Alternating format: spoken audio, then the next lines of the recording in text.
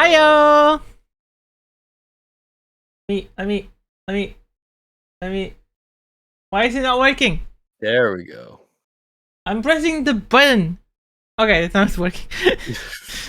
Whoa, your screen not changing or something? Yeah, my screen was not changing. I was pressing the... So for like the overlays, I have a single game capture and I have capture active with like shortcut. And I have a button on my stream deck that when I press it, whatever app I'm currently focused on, it puts as the game capture. Oh. I don't have to keep changing all the time, but sometimes it takes a while. How do you... Oh, do you have to do like the fucking scale down? Oh, you can hold it though. That's pretty handy. Yeah. What about me making like the Echo Arc massive? Oh yeah, I should turn the music down a bit more. I should turn music on to begin with. I don't have it. 1 second. I found a channel today, one of those like YouTube channels that do like 24/7 radio.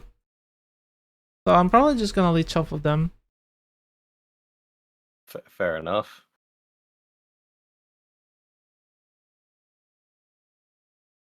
So I don't have to keep looking for it. Yeah, it should be this. Oh. Oh yeah, let's there just we leave go. this down at Baker Street. There we go. It's a bit too happy for Sherlock Holmes, but I don't know what I'm supposed to do. Care? Gasp. Who would ever do such a thing?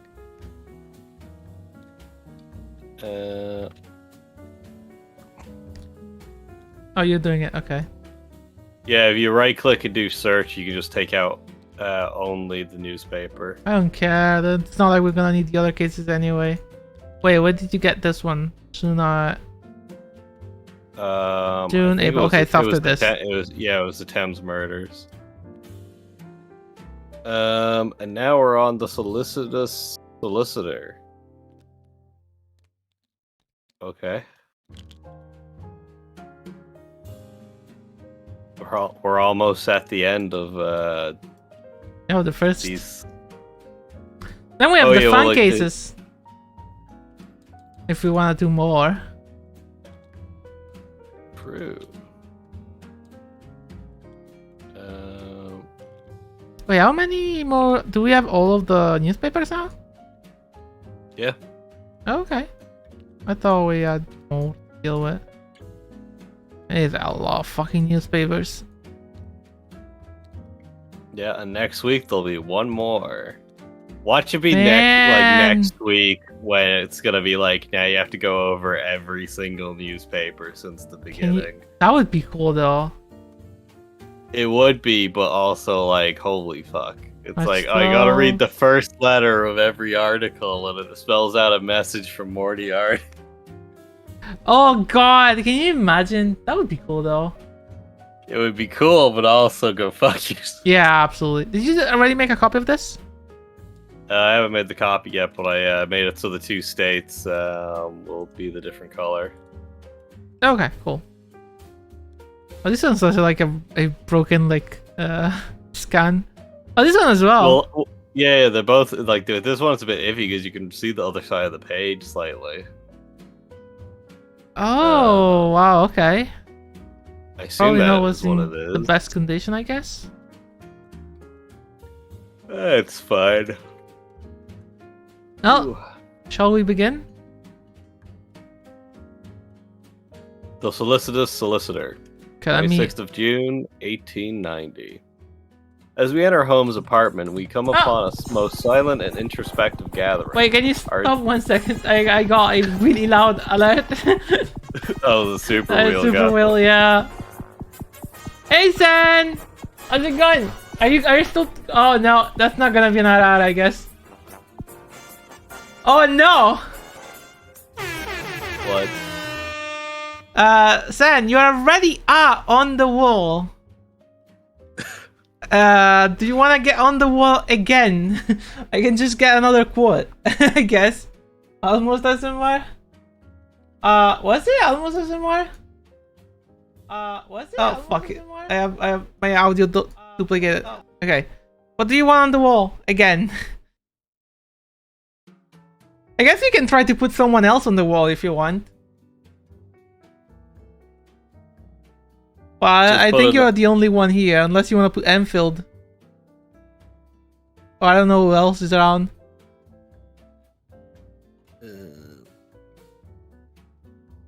Oh, I'll wait for your response. Meanwhile, I guess you can go.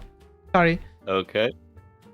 Where was I again? As we enter Holmes' apartment, we are upon a most silent and introspective gathering.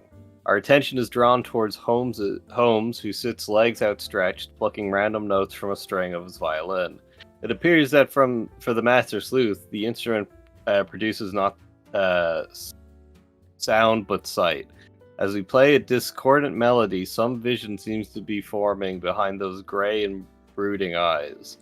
Dr. Watson, who sits on the seat of the large chair, fills his pipe while engaging in the most minute inspection of the rug. Inspector Lestrade, who stands near the mantel, flipping the pages of the notebook, desperately tries to read between the lines of his own handwriting. It takes a moment, but our presence is finally noticed. Can you get something else? That feels a bit TOS, and I'm sorry. Wait, the woman should behave like what the hell? What kind of quote is that? Who said that? I assume they must be like well known if it's like a direct quote. Koji, I feel like I've already heard that, but I'm not sure if that's from Mazinger Z? Seriously? Oh, okay. Funny! Please get something else though. That's a bit cringe. God, that's... I was gonna say, like, I only watched Mazinkaiser, so I did, and then I just remembered, oh wait, no, there's an entire scene where they escape the evil base by your man taking off his girlfriend's bikini top and running through the enemy base, so all of the guards would be distracted. For how much I remember that anime being badass, there were some moments I was like, It was a different time. Yeah.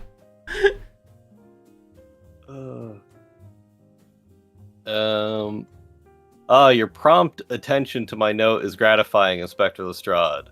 Has a rather intriguing problem for you. Inspector, would you be so kind? At approximately 10 o'clock this morning, begins Lestrade, I received a communication from the offices of Sloane, Swarthmore and Cartwright.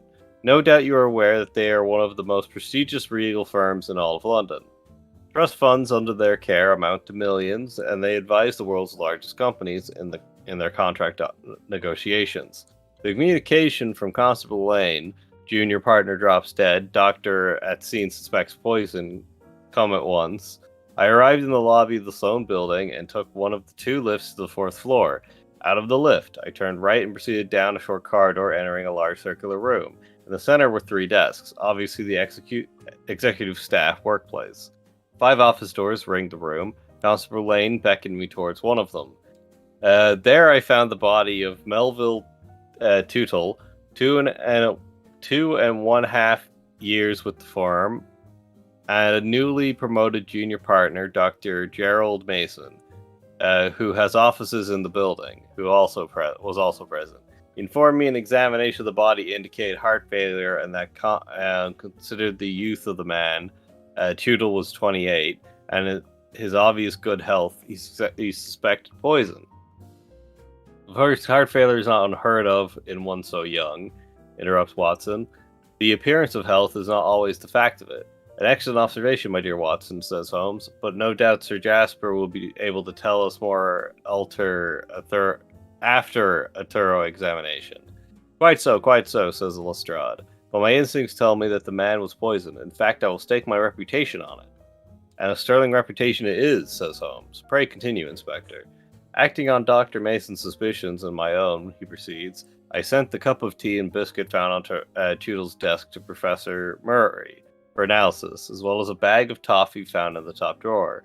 Oh, and Turtle's tobacco pouch and pipe. With the last, Lestrade looks to Holmes for approval, and Holmes seems somewhat amused, gives him a nod. While Constable Lane collects the contents of Tootle's desk to be taken to the yard for inventory and study, I took the vacant office next to Turtle's to conduct my investigation. According to the lift operator, Met Price, Turtle worked late last night and arrived early morning, shortly before 8 a.m. Some important context had gotten out, and it was Turtle's responsibility. Alright, I'll go to the next page. No, okay, first of all, Santa gave me the quote. I will add that. I will say, when you put it down like that, it doesn't seem as cool as when he actually delivers it. But also, they're both dead, right?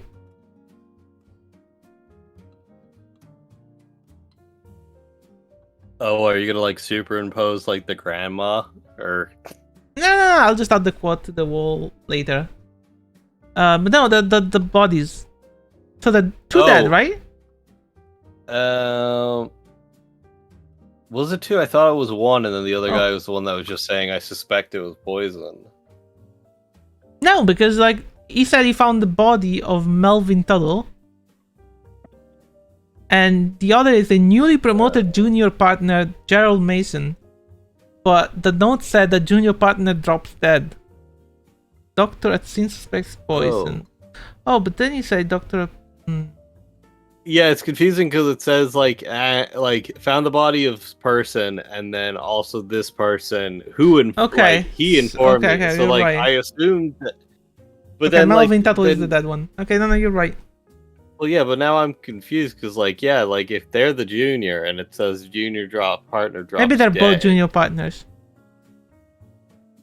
2.5 years, I guess maybe. Oh well, yeah, no. Oh, whatever. Oh wait, newly promoted junior partner? That's because he does the post. It doesn't do the post, it's the delivery. You know? Whatever.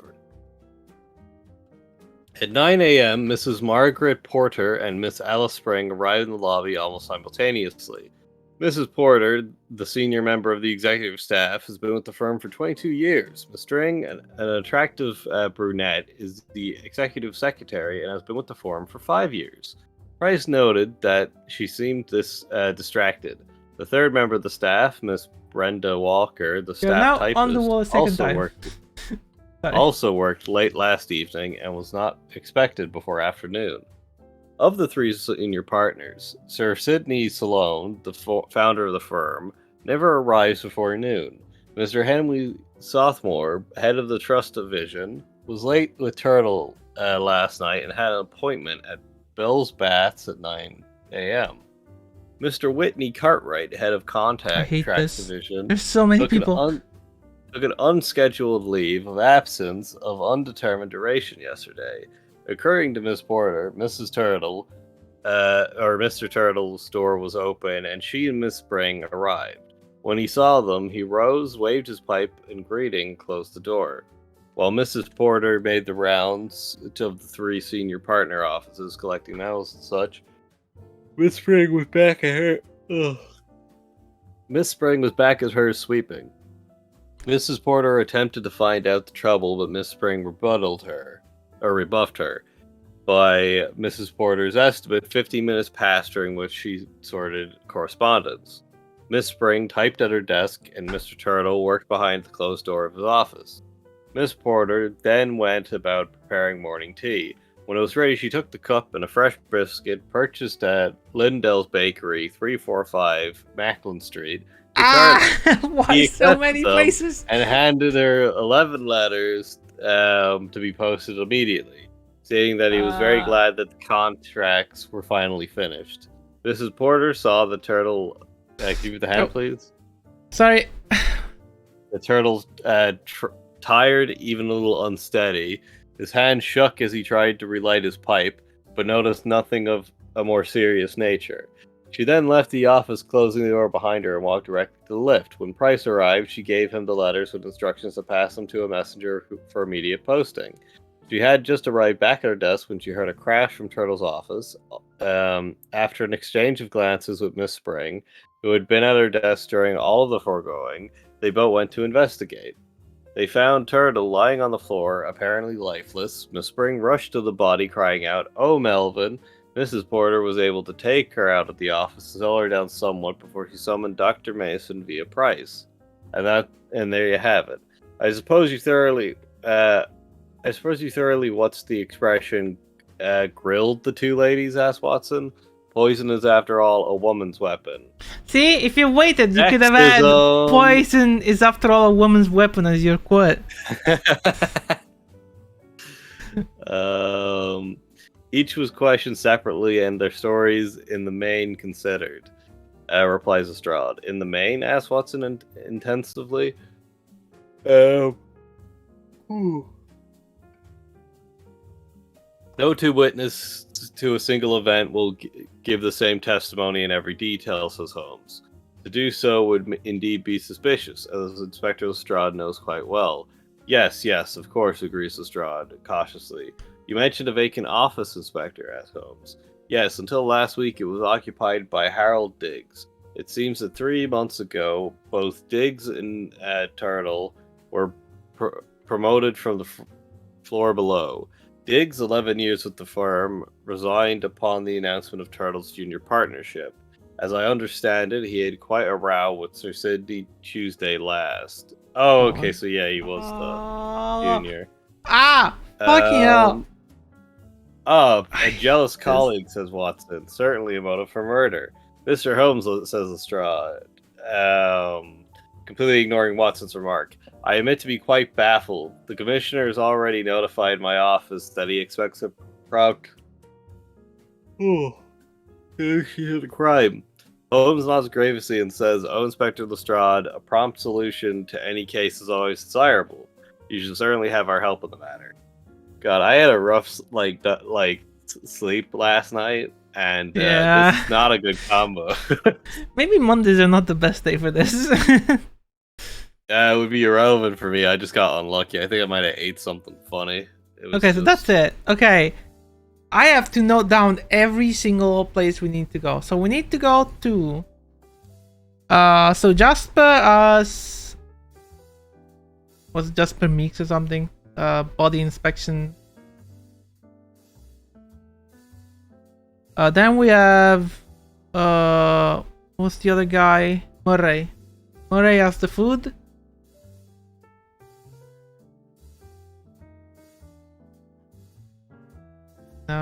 This is. Then we have Dr. Mason. Gerald Mason. Is it bad that I'm paranoid that if we just go to the location of the murder, it's gonna be like 4 fucking pages long? And it's just gonna be a bunch of What was the nonsense. location of the murder?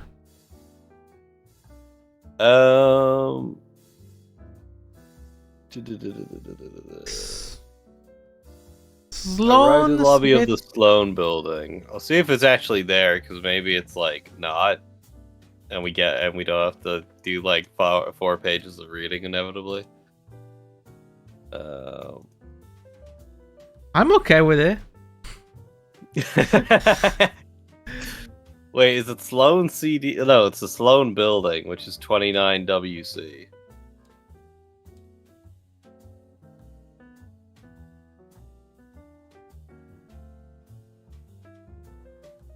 Okay, I fucking abbreviated because it's super long. Okay, that's not all of it though. Then we have to look into the other page. Okay, lift operator. There's Emmett Price.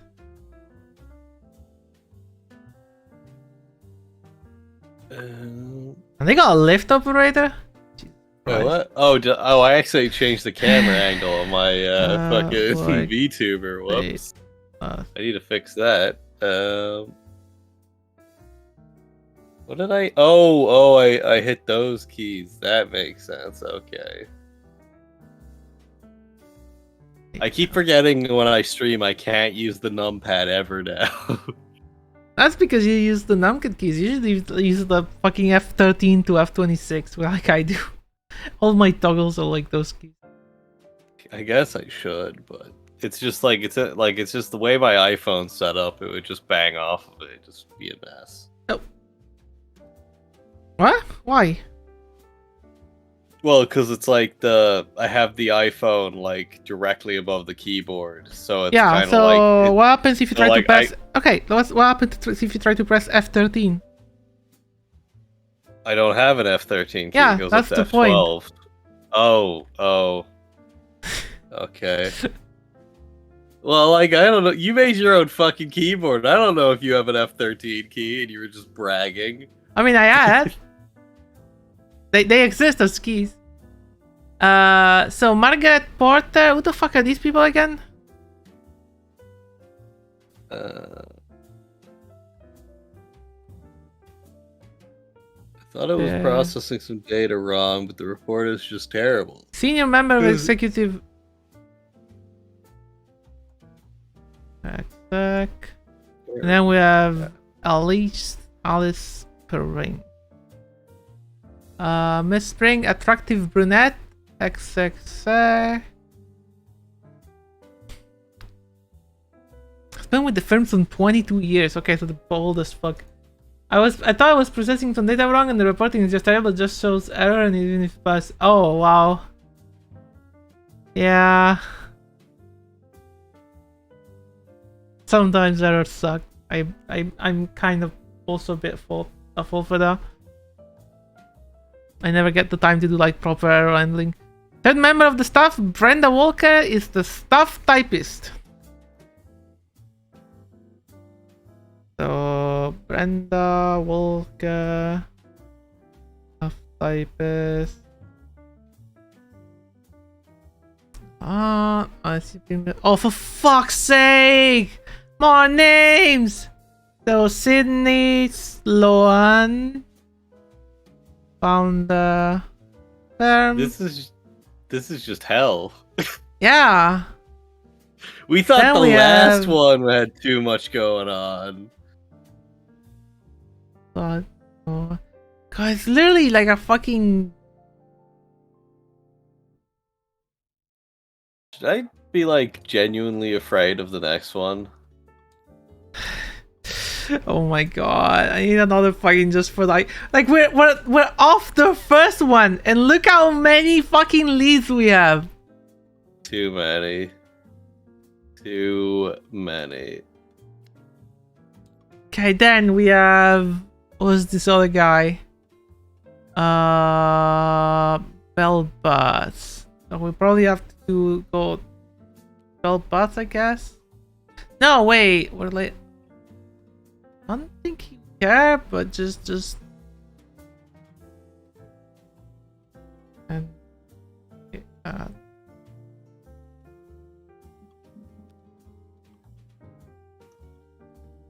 then we have card 3, which is the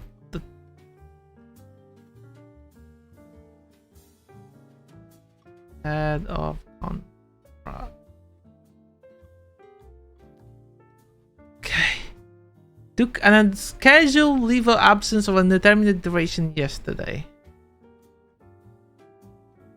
I think we legit have to start again another note just to check like our alibis and shit.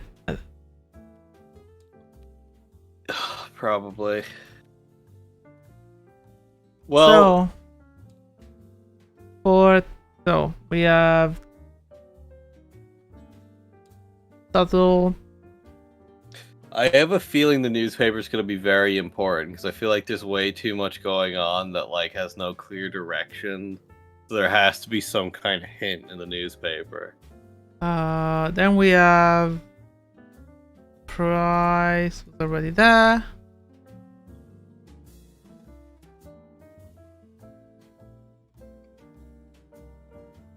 Then we have fourth.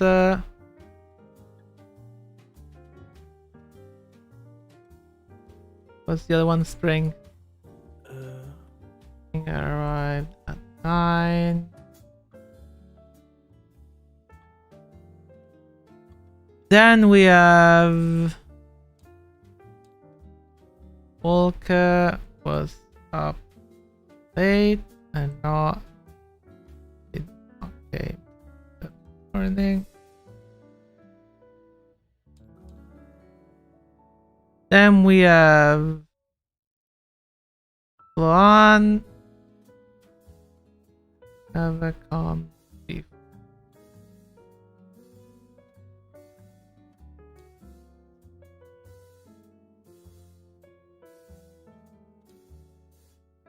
Guess I can write before for extended.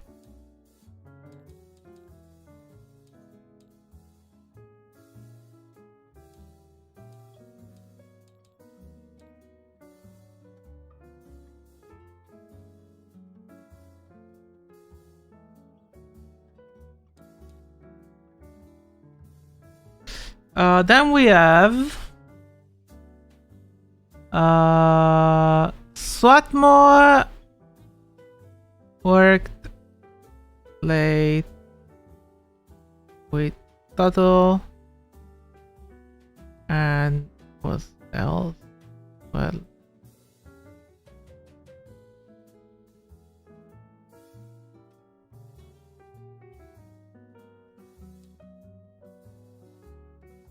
And then we have Cartwright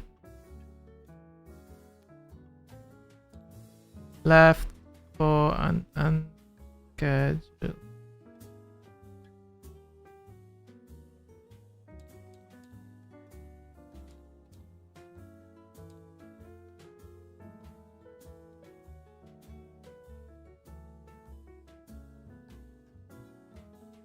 Does it mean undetermined duration?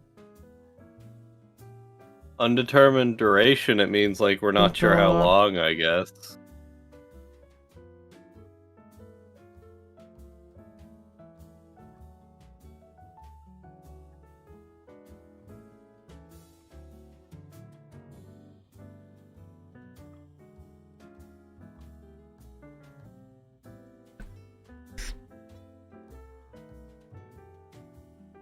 Okay. No, it wasn't found dead.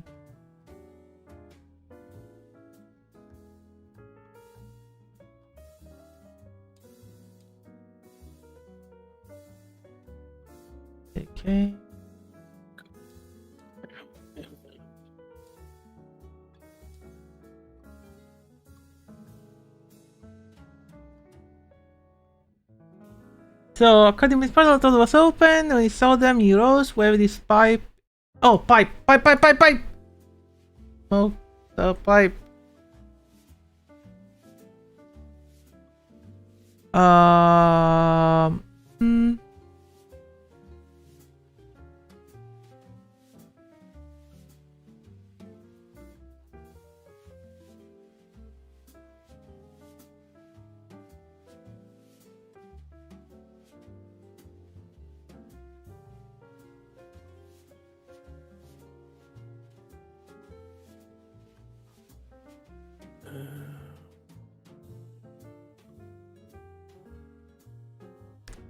Oh god, there's so much detail! Oh, I hate this. Are you reading the newspaper, I guess? While I keep notes, because oh my god, there's so much! Oh yeah, the Jealous Colleague as well.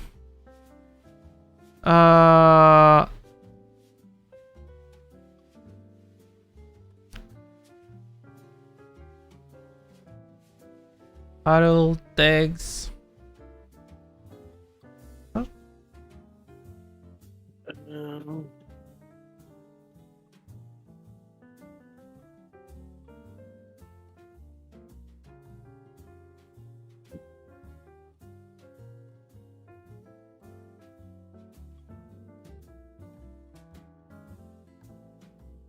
Seems to be a lot going on to do with textile industry.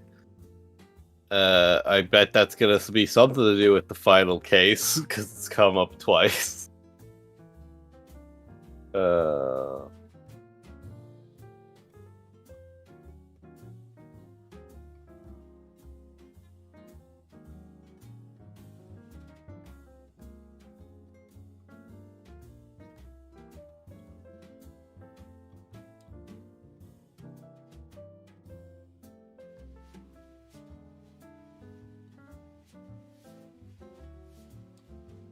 What day is today? Thursday.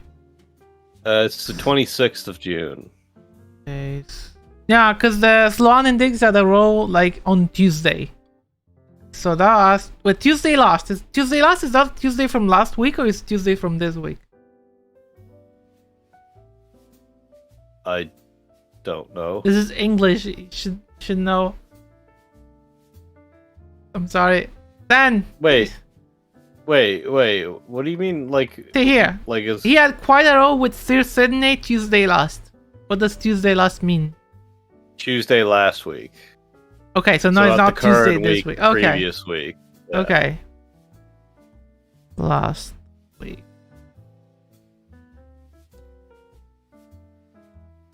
I thought you were saying like I thought you meant something completely different. Yeah, no, sorry, because like languages is hard sometimes. Okay. Yeah, you know, big mood. Because like if I like in Italian, if I say I don't remember if it's also in English, but in Italian, if you say next Tuesday, even if it's Monday, you mean Tuesday week after. You don't mean this Tuesday. Yeah, I can't remember if that's the case here because like that. Yeah, I don't remember in English. I don't remember in English. But in Italian is weird because I had that problem in real life where people said like next Tuesday and I thought it meant like, you know, tomorrow. But no, I meant, you know, 8 days. I know enough to pass. That's enough. I know enough to ask. that's my version. Let's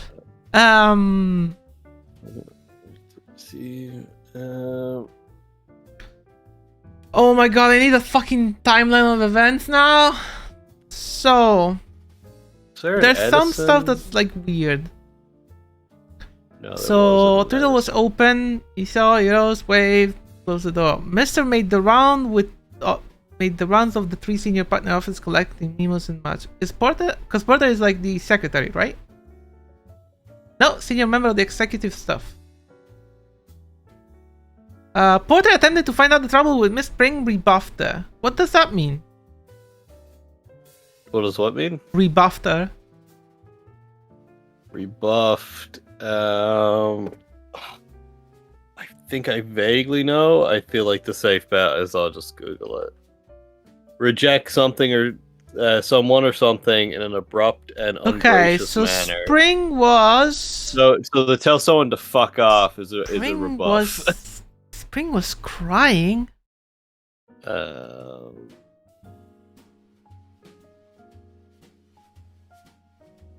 Oh my god, this is so annoying. So Porter attempted to know trouble by necessity during which she showed the correspondence. I don't actually have the timeline for this. It's annoying. Sit at her desk.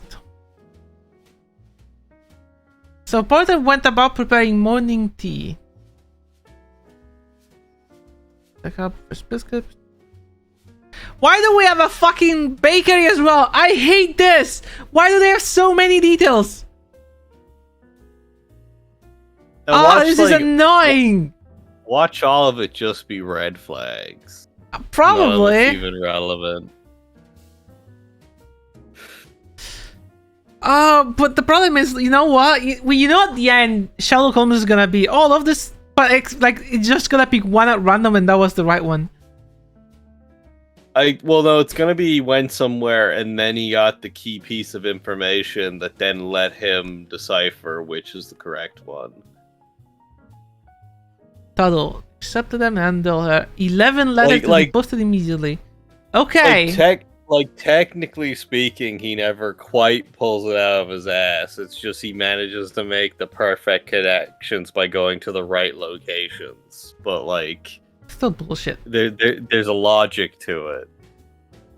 Because for example, I feel like we're probably going to be best off going to see Murray first, because then we'd find out what the hell was the drug and what was it in. Because for all we know, it's none of this shit was poison.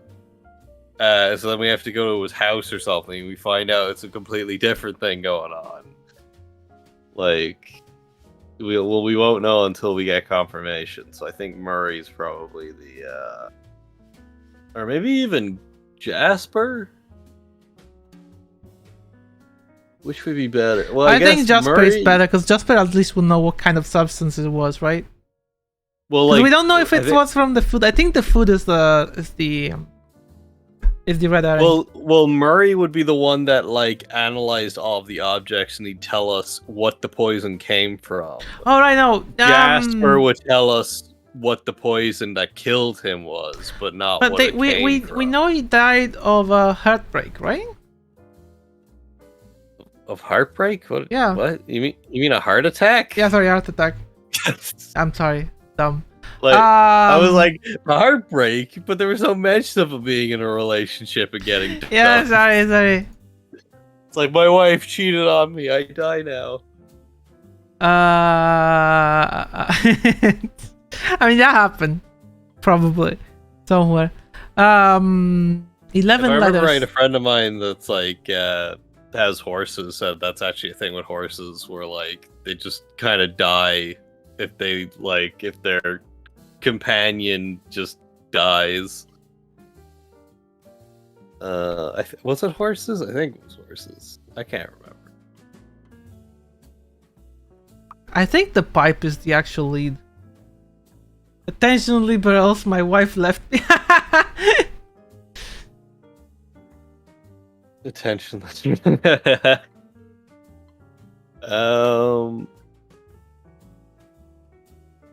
Sure, when you're finishing up. We want to go to the post office first to get the letters. Yeah. Would they have the letters? I don't know. I assume they would have been sent off already.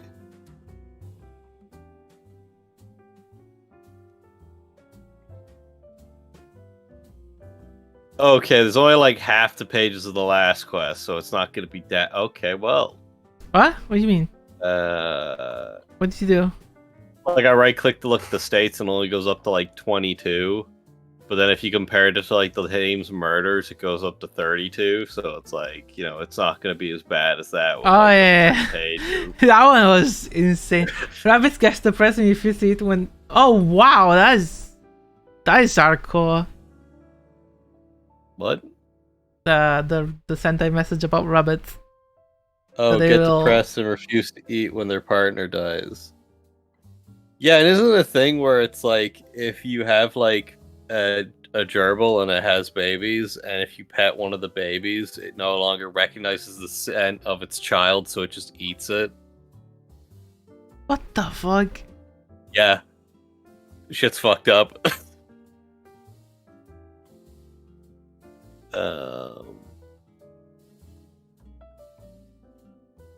Like basically, if you mask its scent, even if unintentionally, it then becomes like a threat to the parent, or like the parent's just like, "This ain't my baby." I'm gonna make. I'm sorry, I'm gonna tell you this, but I think we should go to the firm first. The firm first. Yeah, because we're probably gonna get to see the office of Diggs, right? Because Lestrade asked for it. A lot of rodents do that if you're not careful. Hamsters and hedgehogs too. I mean, don't rabbits also do that? I'm pretty sure I've heard stories of rabbits eating other rabbits.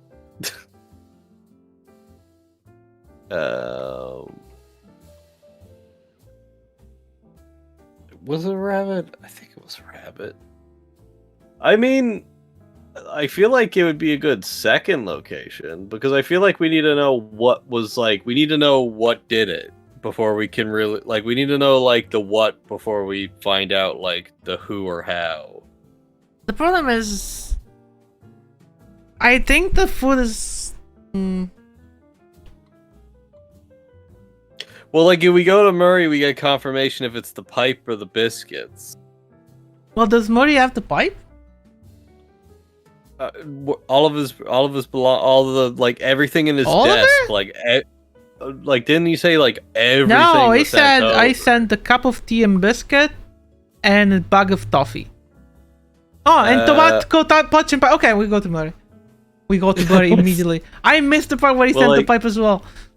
Oh, well, Constable Lane collected the contents of the desk and taken to the yard for inventory and study. I took so that's that's the yard. Like, so everything in the desk is in the yard, and everything that's food related or like you got to Murray. Yeah, well, isn't it's on the Alliance, Alice? Yeah, I already. T2SW. We descend the. Did I just accidentally move the whole table? Where the fuck? Oh. Yeah, but this is. Yeah, that looked a bit weird. Oh yeah, 22 SW. Yeah. Where is it? There. Oh, this. Wow, doesn't have an actual. Okay. We descend with the increasingly familiar, musty staircase and enter the professor's laboratory. We've come about the items left off by Scotland Yard for analysis: tobacco, pipe, toffee, tea, and biscuit. Tea and biscuit, I was hoping for something more sentimental. Fish and chips, at least. Or substantial. Well, in any case, put it over there. It takes a moment of further explanation before the professor grasps that we are not here to deliver his dinner. Oh, Inspector Lestrade, why didn't you say so? I have the report right here. Woggins, come in. He will never learn. Now, is that like fucking with him, or is that like just I am pretty sure it's fucking with us. The professor leads the way to an alcove which serves as his office and begins sifting through stacks of papers, charts, graphs, notes, all jumbled together on a huge roll-top desk. What appears to be to us is chaos is to the professor a precise filing system, for in a matter of seconds he draws forth the desired document. He hands it to us with a self-satisfied smile. Unfortunately, it is unintelligible to us, just a series of chemical formulas and percentages. For example, toffee, C12, H20, oil, 93%. Professor, could you translate this into layman's terms? Did you find poison in any of these samples? Somewhat irritated, Dr. Murray snatches back the report. Like most experts, it would seem he becomes exasperated with those who find his specialty incomprehensible and are thus improperly appreciative. The toffee and the tobacco are exactly what these purport themselves to be. Toffee and tobacco. Now, the tea does contain a barest trace of poison, 0.004 grams to be exact, but more significantly, a very high concentration was found on the lip of the cup. Also, the same lethal rhyme was detected along the bite taken out of the biscuit and on the pipe stem. The biscuit itself was not contaminated. What is the poison, Professor? With replying, he reaches above the desk and pulls a tome down from the shelf. It turns out to be his own work. Compendium of My Favorite Poisons, London, 1848. Oh, my favorite poisons. I love it. He flips through the pages and then hands it to us. It says Chinaberry. Melina exactstarch is a tree of warm temporal regions producing panicles of fragrant purple flowers, followed by pale yellow berry-like drupals, about half an inch across. The fleshy pulp of the fruit contains a paralyzing nerve poison. When distilled into its crystalline pure state and ingested, only 0.05 grams is enough to prove fatal to the most hardy of men. Heart action stops immediately and permanently. No known antidote exists. The presence of the poison can be detected by its faint smell resembling of lilac. Professor, where would one obtain the poison? Well, I should think one of the only ways to obtain Chinaberry would be to strike up a friendship with a South Sea Abergine. It is not that readily available in London? No. Thank you, Professor, for your time. 44.3 says, consulting his pocket watch. Ah, yes, thank you, as we take our exit. I'm gonna tell you, she is the woman, and the women are like a fucking poison lipstick or something. Wait. Just think about it. The rim of the cup was poisoned. The pipe, the thing of the pipe was poisoned, and where he bit the biscuit was poisoned.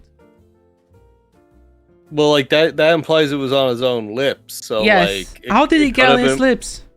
It could have been along the entire rim of the cup, or it could have been on the end of the pipe. And then when he used one of those, it got on his lips. And then when he ate his food, he ingested it.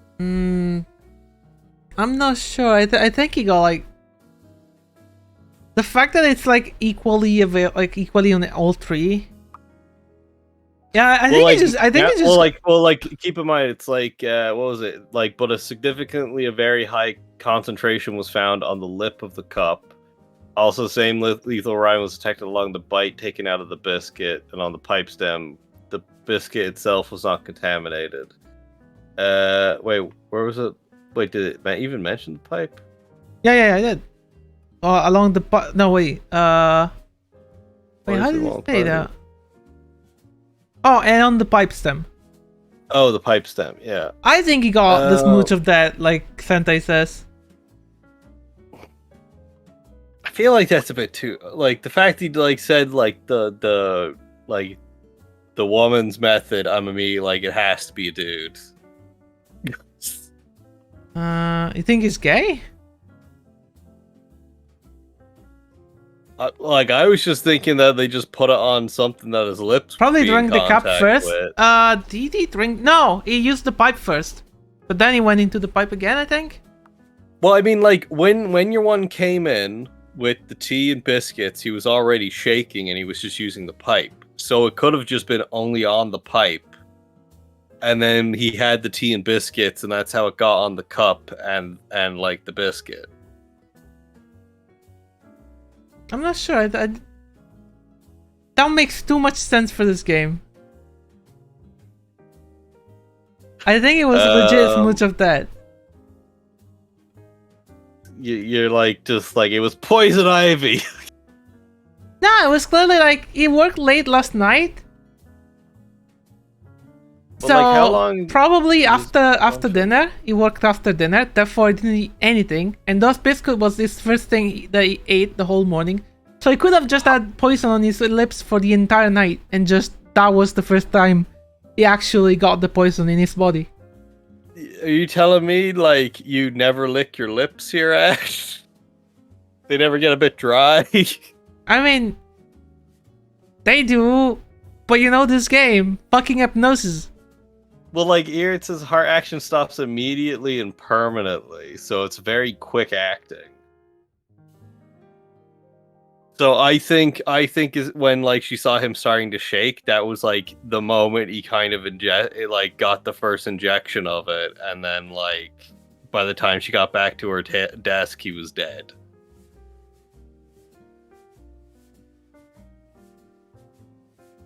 But if it's that fast acting, it should be immediately after he ate the biscuit or something, right? See, that's well, what like, this is what it doesn't work for me. I think what it means by heart action stops immediately is, like, it, like, once you ingest it, the effects immediately start taking effect, and it's not like after 5 minutes you start showing symptoms. It's which like means that he would have symptoms. not had time to get the poison everywhere. If he got poisoned by any of those. I mean, I get. Well, like, either way, we know what we're looking for. It's just a question of where do we find the supplier. I think we need. Like, no, I think. Okay, I think first of all, for my theory, we have to work in. Like, we have to check out who worked with him late last night. Because if it was that, it must have been someone who he saw last night. Because it had to be after dinner. It's like I get the logic, but, like, the thing is, it's like if we find out the supplier and then we just find out who gave it to them, we then get that answer. Yeah, but if we go there, then it's like, oh, well, they were working with this person last night, and then we focus in on that person. Okay, but how the fuck do you find the supplier? Well, we were told we need to be it's just like, okay, South what was Sea it? Aborigine. South Sea Aborigine. Now, what the fuck is that? Because I assume that's, like, it must be some trade of some kind. Did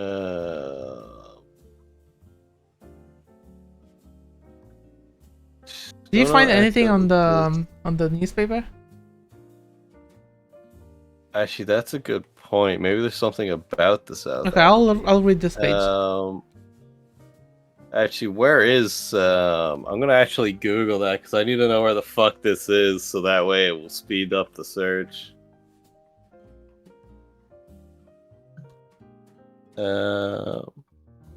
Aborigine.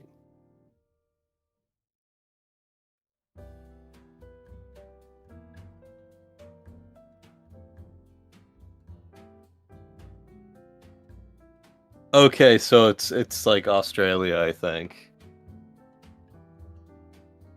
So, Cape Colony, Austria, Hungary, East Africa.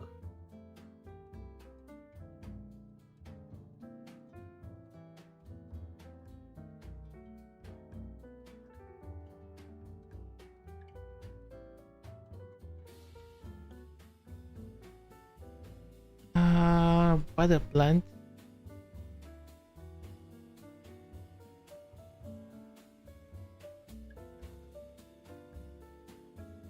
Also, you have been told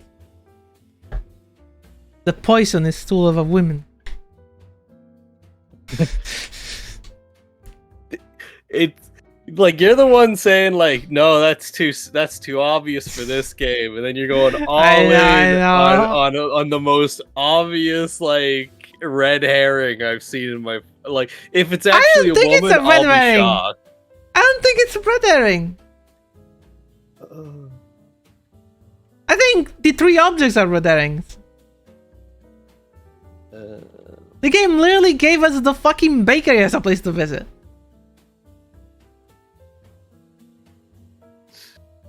True. What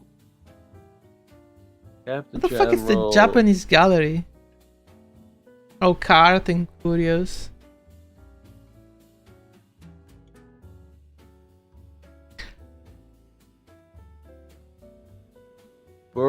Rose, Bootling, Marvel, Boiling Water Company, Cocoa Milk, and Artificial Tea. And Distillery, Brandy, Indian Colonies. Bring the best of the world to England.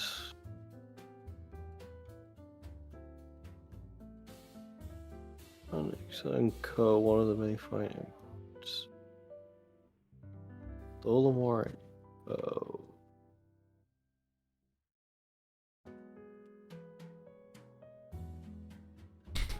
What the fuck? Look at this one. The sound will bepick it. Just give me a second. Oh, fucking Gladstone again. That's an actual location, but that's the biggest shot in the dark I've ever done in my life.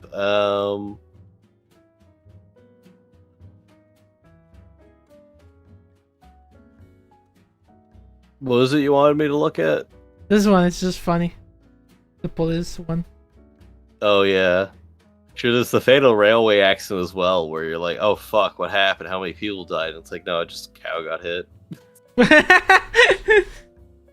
Just walked onto the tracks, and then... I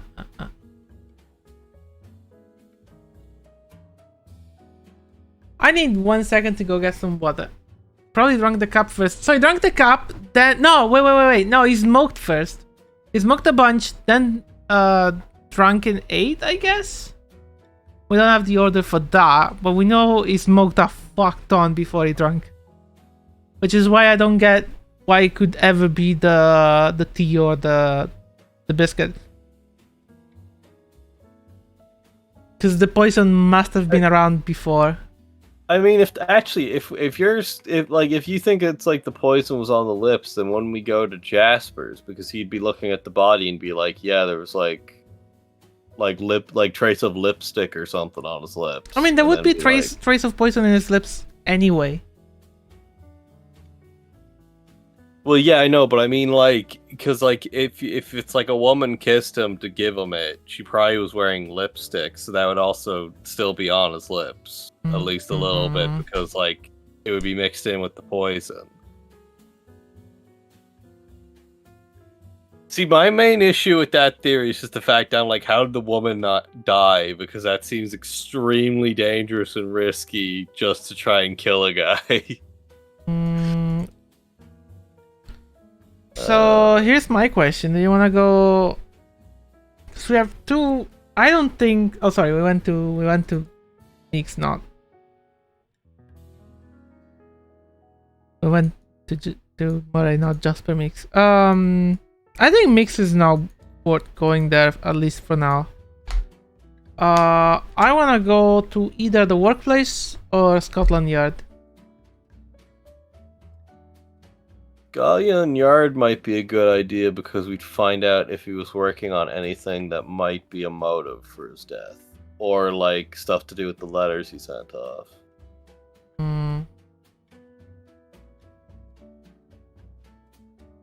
Yeah. Because maybe the... What can you kiss? How do you get something on your lips? Without kissing? Eating and drinking, smoking.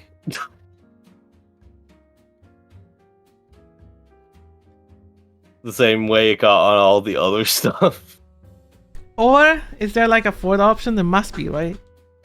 Also, drinking doesn't really get that much poison in your lips because we knew that he didn't have that much poison. It was only the lips of the cup. I don't know if lip balm existed in this period.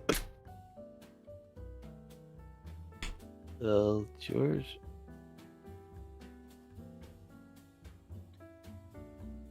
China Berry.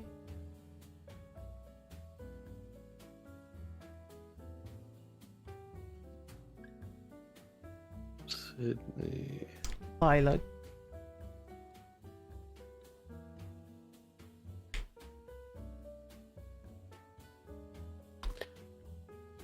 I'm gonna go once for like 1 minute just to refill my bottle, and I'll be back. Yeah. I'm just like going through the old newspapers just.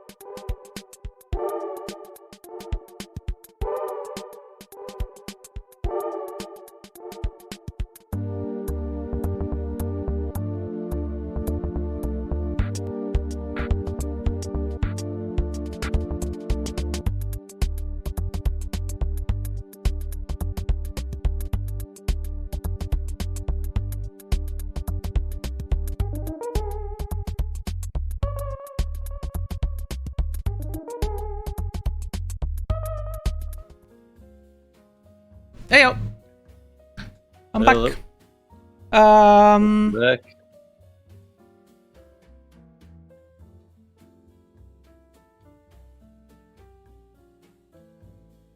Do we go to the yard? Sure. I've not been able to find anything to do with Australia that is like relevant to trade in any way. So Where was the yard? Let me check. 13 SW. So probably same page.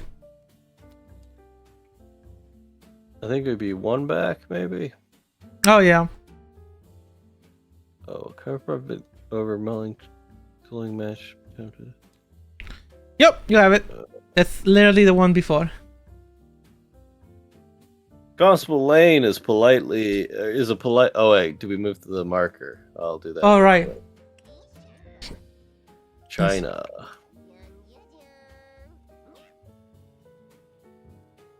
Constable Lane is a polite young man who has already laid out the contents of Turtle's desk in anticipation of our arrival.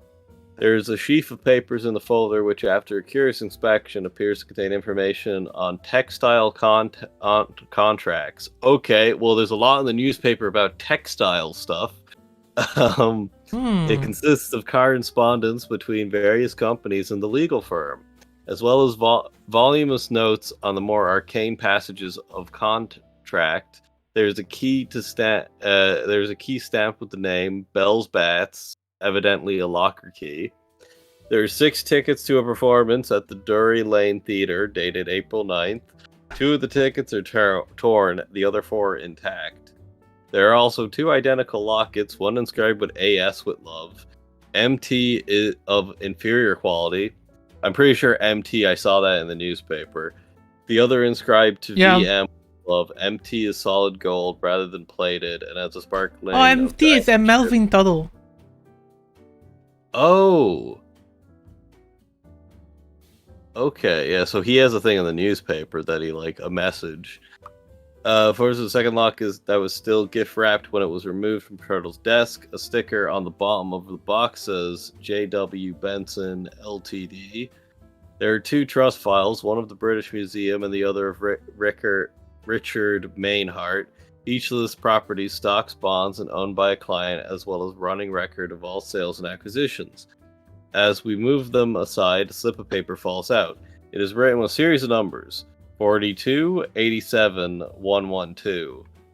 And the words, Chancery Lane, 2nd floor, Disrael O'Brien. Upon closer examination of the files, we discover that the numbers represent a lot of numbers of various properties owned at one time or another by both clients.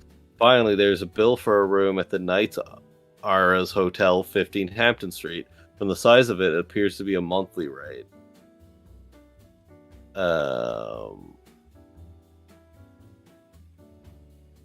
Yeah, in the personal section, there's MT, very glad to hear from you, write soon, same address, VM. Is there anything? Do we have anybody that fits VM? No, we don't know anyone with a V in their name. First of all, April 2 VM with love. Okay, it's the same. It's the same year, right? Okay, we have a newspaper from April 11, so we might know what show they were talking about. Probably the other side. Oh wait, no, entertainment.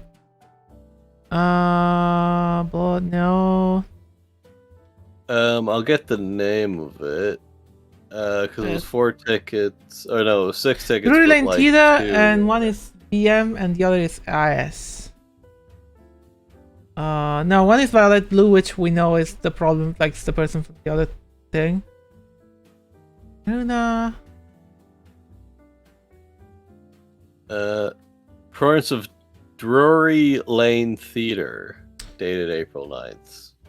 Drury Lane Theatre. There's no one from here. Let me check the other side.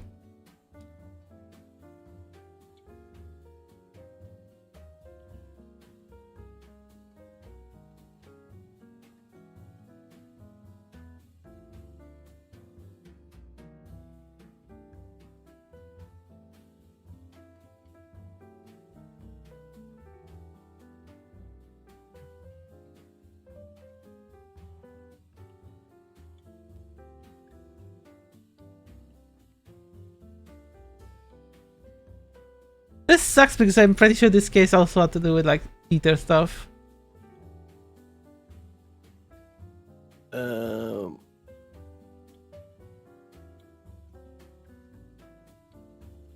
Yeah, I cannot find anything on this.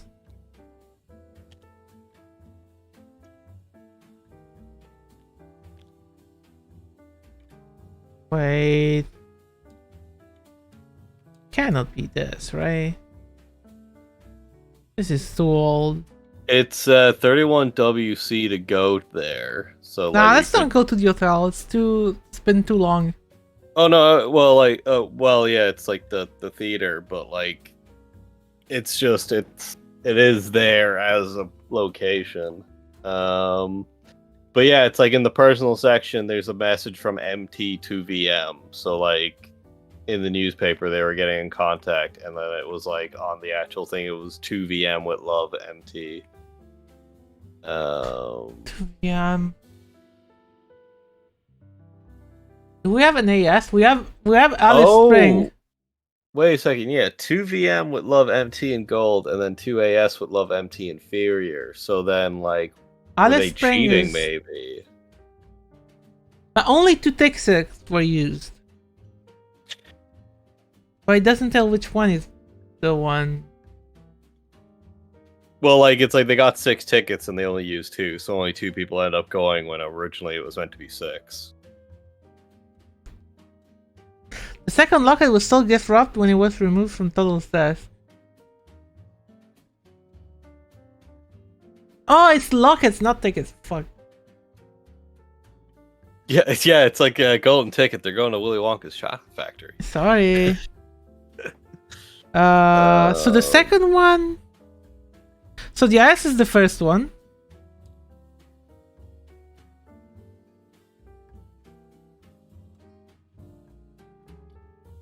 Actually, yeah, let's go to solid gold. Page 2. Actually, I forgot how phone books fucking worked, or address books. Second.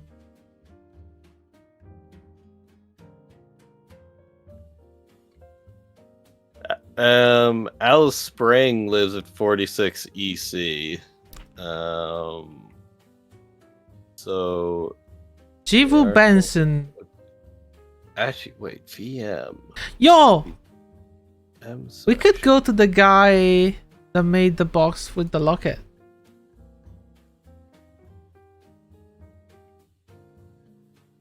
An option, yeah. I feel like they'd only know the initials, so I'm not sure how useful that would be. Yeah, well, there are 2 trust files. Oh wait, fuck, how much stuff? Wait, did you go through the whole thing already? The whole what? The whole like chapter? Chat? Like the whole thing. I missed it. Yeah, we did read through all of it. Like, he has a room in the Knights Arms Hotel, and he pays monthly to have that room available. So that's probably where he meets VM. Now the question is it love or is it affair? I think it's love. Well, like, there's 2 lockets. One's inferior quality. So he's giving out bling, and Alice Spring was weeping before they found the guy dead. So it's like probably an affair got figured out. Where was I in this list? I'm seeing if I'd be able to just strike fucking gold immediately, because I feel like names with V are very rare. So I'm literally just looking through all of M, and I'm just seeing how many names have a V at the start. Well, you don't know if she's married. That's gonna be the husband name. Oh, you know. Yeah. It's worth a shot. Might as well, yeah. Jessica Blair, Susan Berg.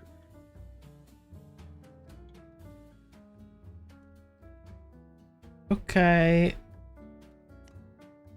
Wait, no, it's like VM. Wait, am I looking the other way around? I just realized. Am I dumb? No, AS is Alice Spring, so VM would be M and then a V.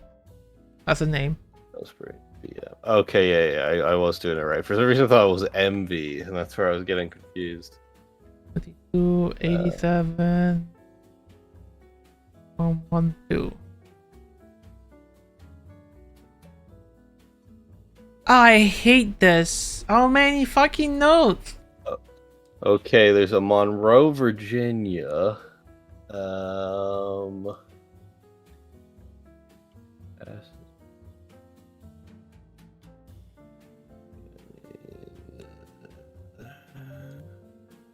There's only one MB. If we wanted like take a massive risk. I'm gonna tell you why I don't think that's my. I think that's probably the. There's a Monroe John and Monroe Virginia, so they are. So I think that means they are a married couple. So that plays into the affair idea. The other problem is, if you remember, read the newspaper again.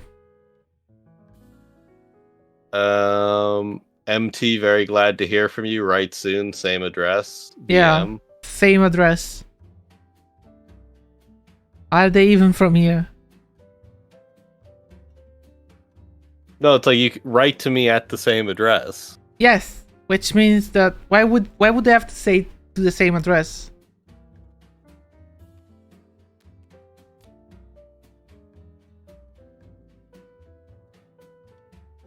I don't know. It's like maybe. And look, there's a bill for a room at a hotel. Yeah. Do we want to go to the hotel to ask if it was with someone else?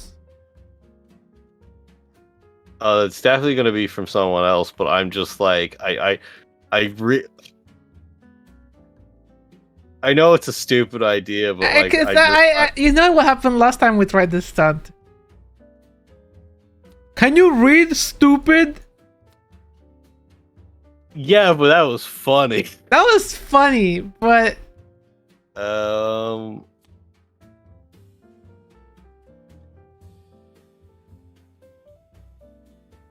can't believe we had only 2 locations, and look how many fucking notes we have.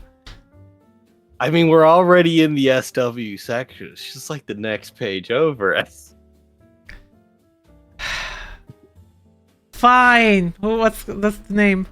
Oh, it's actually long. What's the name? Virginia Monroe. Okay.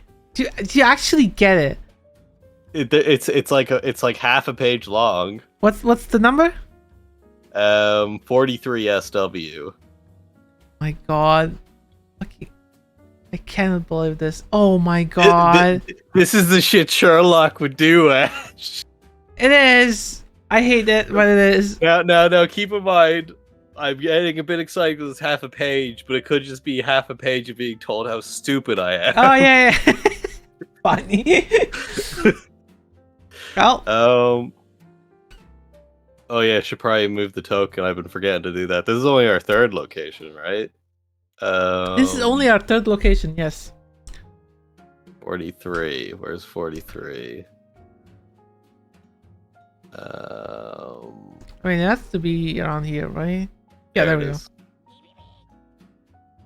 Ooh, we arrive at Monroe Mansion and are told by the butler that Miss Virginia Monroe is indisposed and cannot see anyone. When we explain that we are on a murder investigation and that we have reason to believe that Miss Monroe may have some valuable information, the butler asks us to wait. It is only a moment or two before John Monroe appears at the door.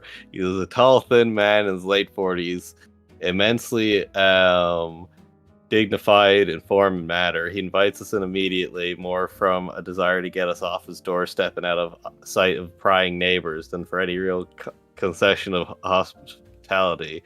What's this about murder? And how can my daughter possibly be involved? Oh, so it's the dad. Okay. Yeah. He asked in an imperative tone. We barely begin to explain before he interrupts Tuttle that Popinjay. Okay, so he knows the victim. I knew he would come to no good. He met my daughter quite by accident some months ago and had the effrontery to introduce himself. He further had the unmitigated gall to come in to me and ask for my daughter's hand in marriage. I threw the blighter out, and that there's an end to it. My daughter has no contact with him since, I assure you. That's not true, Father. Miss Virginia Monroe stands at the top of the stairs. Her long blonde hair is disheveled, and her eyes show the evidence of prolonged weeping. She is doubtless aware of Turtle's death, and that knowledge enables her to confess to her father. Mel and I met almost every Sunday in St. James Park and corresponded frequently. As soon as he could attain the position you required, we would have married.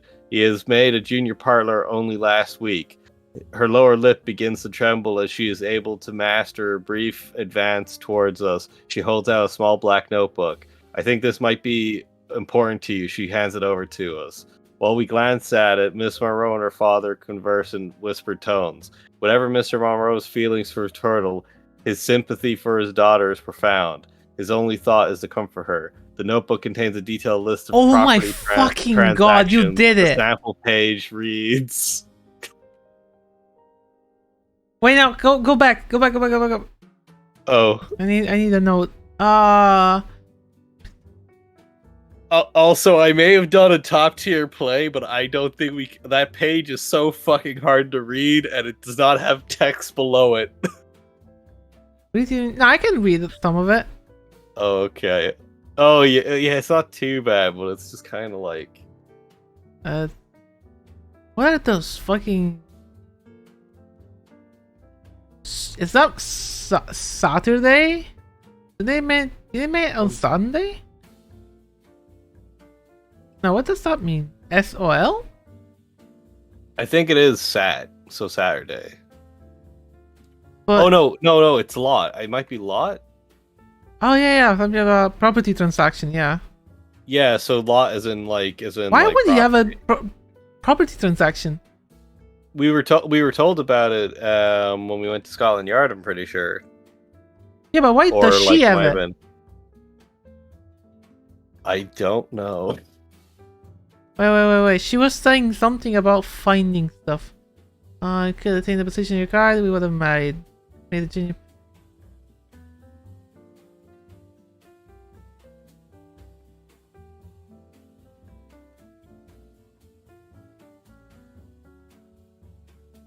What can I say? Miss Monroe and her father conversing with whatever. Yeah, it's probably lot. Yeah, that's lot 42. I feel like I'm gonna just copy this page so that way we just have it on hand. Cause like. Yeah. But transition leave quietly. Wow, you fucking got a banger. Yep. Actually, that reminds me. Where's the newspaper? Because there was like a bunch of stuff on. Mind art to British Museum to Livingstone. There's this British Museum to Livingstone to Featherstone.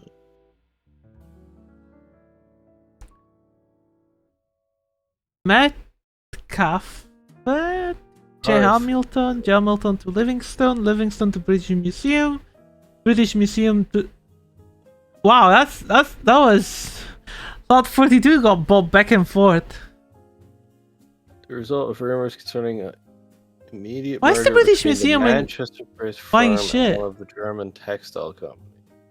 August Heathcliff, president and majority stockholder, could not be reached for comment rumors. Ehrman and Emeralds, another Manchester-based firm, has also shown impressive gains. So I think it might be looking like the case is to do with like there's something going on in the textile industry where everyone's stocks drastically raising for some reason. So I think it's like shady shit going on, and then like. Oh, this is clearly shady shit. Look at this. So this guy, I have no clue how to read his name, sold it to Hamilton for 2,000. Then Hamilton sold it to Livingstone for 1,500. Then Livingstone sold it to the museum for 2,500, and then British Museum sold it back to the original owner for 2,000. That's sus. That's not normal. And then they did it again It's the same fucking people. And then there's the newspaper article, textile stocks up, and this is all and then we were told that he's doing business with the textile industry. So it might be he found out that they found some way to basically just cheat people out of money by trading lots. And then they had to silence him before they got found out. New books, Technology of Textile, being an apparent treaty of the Constitution of Application of Wares for the Textile Fabrics with minute reference to latest investor of weaving by EA. So we're actually saying that VM is probably fine, right? She isn't a culprit. She isn't a culprit, but she gave us probably the key piece of information we have to decipher. Okay, let me get a note to note sussy people. Oh, sorry, sussy Should we go to the British Museum next then, maybe? So we have Metcalf, G. Hamilton,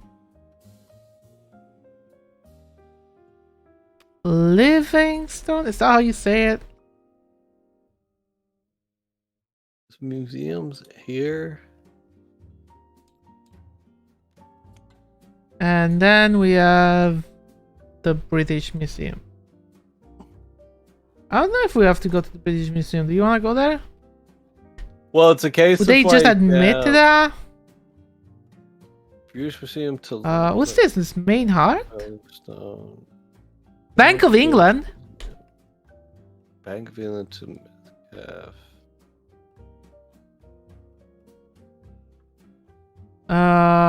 Maynard. Did we already hear Maynard somewhere?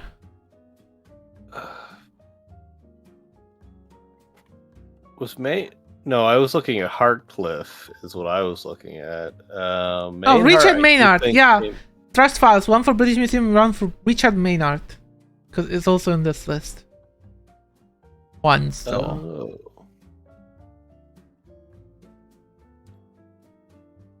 Richard Maynard.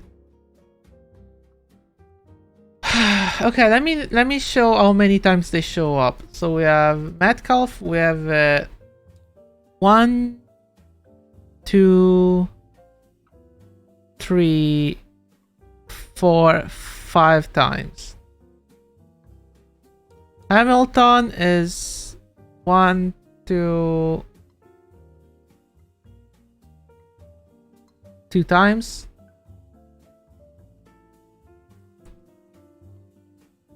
Livingstone is 1, 2, 3, 4, 5, 6, 7 times. So Livingstone, if anything, is the most sassy one. British Museum, we have it 1, 2, 3, 4, 5 times. Bank of England comes up 1 time. And Maynard also comes up 1 time because it's the current owner. So yeah, I would go to Livingstone. It seems like it keeps flipping these properties. Oh, Featherstone also opens 1. Livingstone. Oh, Metcalf maybe, because he has 1. How do you spell that again? Livingston. Okay, yeah. Where do we want to go first? Who the fuck is Livingston? I'm currently checking the address book to see if there's Livingston ES and there's Livingston Kedrick. There's 2? Wait, where did you find it? Oh, Livingston. Well, yes. we don't have the first name is the issue. There's 2 of them.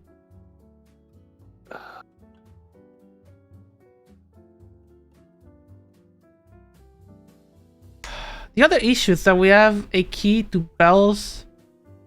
So here's another thing. So this guy had a key to a locker in Bell's bath, right?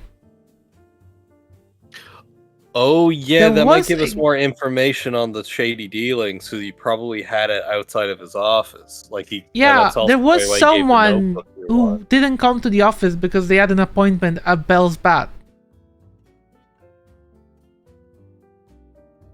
Oh. Where is it? Henry! Wait. So Henry worked late with Tuttle last night. And then he didn't come because he had to go to Bell's Bat. So I feel Swapworth probably knows something about the shady dealings. So we should be going to Swarthmore then. Or to Bell's Bat. Well, with Bellspot, if he went there, do you think he just broke open the locker and we just get there and it's just an empty locker?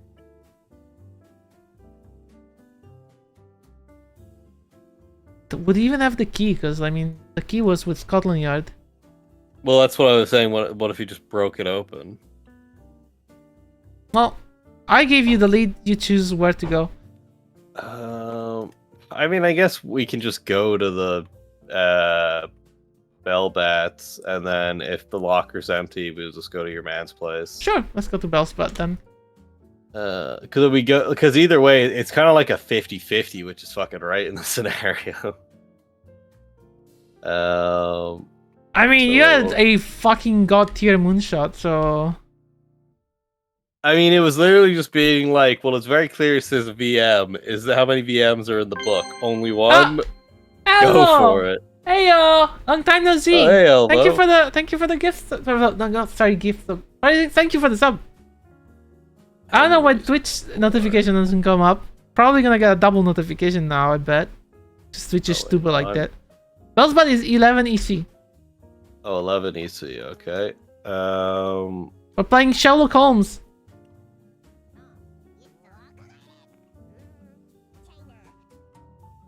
Oh, it said China. It said China. That's where the thing is from. Got a couple busy month. Oh. Well, hopefully it you know. Wow, I just randomly guessed the perfect Jesus Christ. Well, well, okay, I'm gonna just take a little sip real quick. Enfield is having some god tier fucking blind shots today. I mean, technically only one, but hey, I mean, you chose to go to Moray first. True. And that was a great lead. Oh, went right lightly. Oh, okay, good enough. Well, I mean, like, because I feel like that's the hole we keep falling into in cases where we look for like the who before we look at, like, instead of looking into like the what and then how, because then you find the person. Because like, if we knew what poisoned them and then we can connect that to where they got it, then we have the murderer. Yeah, I mean, instead of just chasing her, because like that's how we fucked up the first case so bad. Because we thought it was all this shit about an affair and it had nothing to do with anything.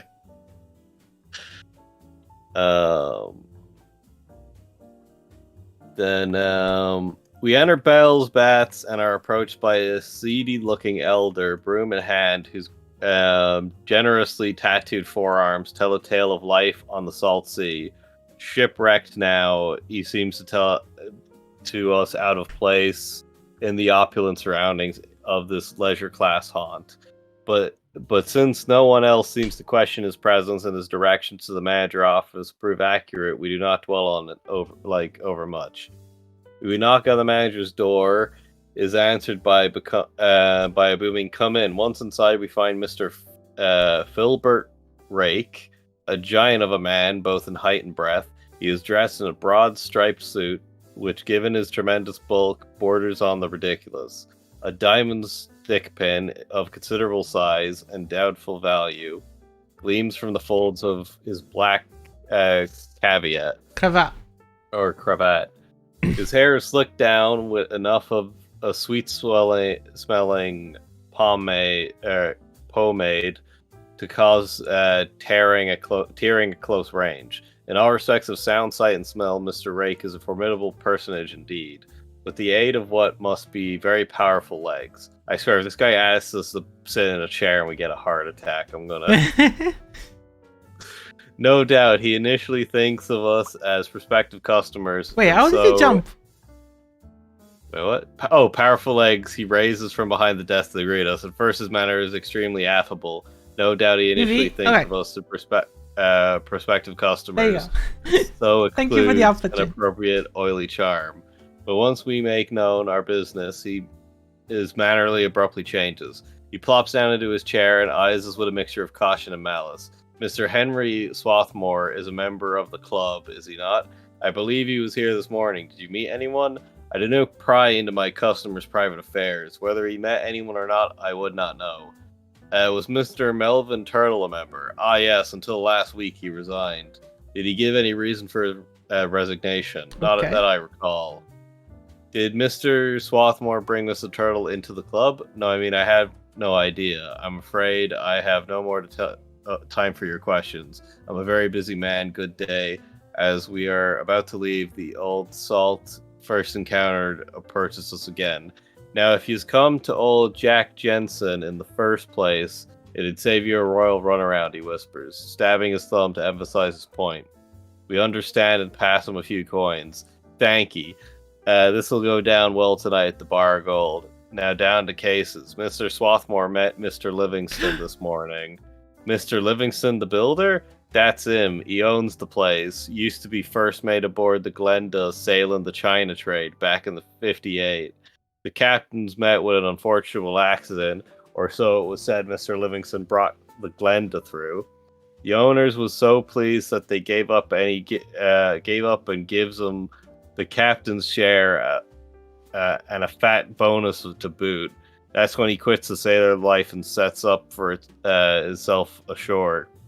We was shipmates on the voyage, so when Mr. Rake Corsi was a mite less plump in them days. Anyway, this morning Mr. Rake cleaned out Mr. Turtle's locker and brought the stuff to his office.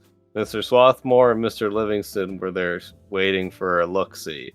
So Mr. Swarthmore and Mr. Livingston are fast friends. Been thick as thieves for a long time. Mr. Turtle joined in 3 to 4 months back. What were they looking for in the locker? Don't know, didn't find it though. Swarthmore was in a ditcher, let me tell you. We thank him for his help and jingle the coins as if to say you're welcome. Fuck! We still don't know what the fuck this Livingston is.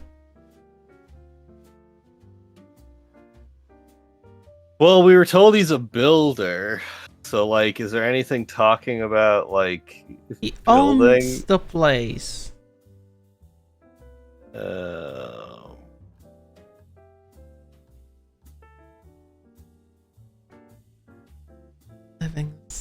Livingstone.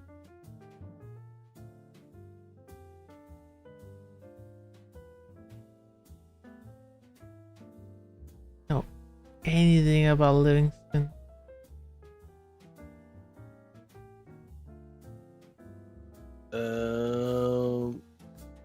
Manufacturing business.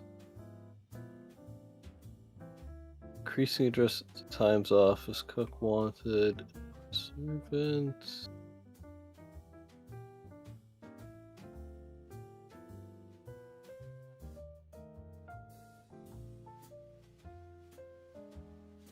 He shows up literally anywhere.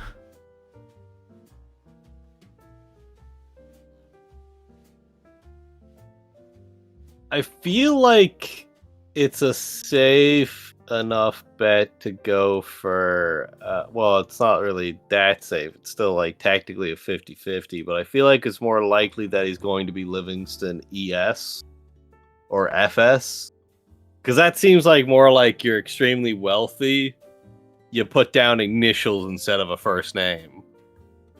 Yeah, but is he? Oh, well, I guess he is now. I mean, he's doing all this shit in the stocks. He owns. Yeah, but it wasn't a fucking years. ship a while ago. He was on a ship, but then he settled down. And he owns an entire club. 53WC. I mean, maybe we get lucky. Wait, where are you going though?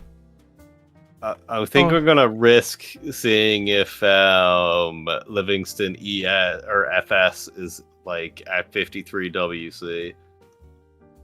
Because like if we're lucky, maybe it's because it's so high of a number, it's not even there. Oh, I feel like this game would would do it just to fuck with you though. Well, obviously, but like I mean, oh no, okay, so there's no 52WC, right? That was it. There's a 66 though. Wait, what? 53WC. It's not in the book as an option, so I think it's 50SW. No, then, it's wait. Is it WC on the list? Oh, it is WC. Okay, then it must be the other one. Yeah. So. Wow, you got lucky. You got lucky. The game didn't want to fuck with you like it did last time. Yeah. Like, what are you, a dipshit? Yes, page 7. 50 SW. And it is a long one. Wait, it's 50 though. Oh, that one. No, 50 SW said this. Oh wait, shit! I thought it was 53. Damn it. We got fucked. Okay, let me. Livingston. Is this gonna be like I'm not at home? Fuck off. Probably just not gonna tell us anything. That's the thing. 53 WC. That's why I don't want to go to sassy people directly, because they're not gonna tell us anything. They're never gonna admit to the murder. But he usually gets something. Yeah, usually. Cedric Livingston dismisses his butler with a curt nod and waves us to take a seat. He locks his steel grey eyes on us and in tone of more commanding than he requests us for business. Are you acquainted with Mr. Melvin Turtle? Turtle? No. Oh wait, yes. Isn't he Swarthmore's associate? Yes, I believe I did meet him once. Are you a friend of Mr. Swarthmore? Hardly. I've done a bit of business with Sloan, Swarthmore, and Cartwright, and Swarthmore represent the firm. Our entire association consists of several formal meetings and 2 to 3 business lunches. So we know that's a load of shit. Yep. No, we can close Bell Bus.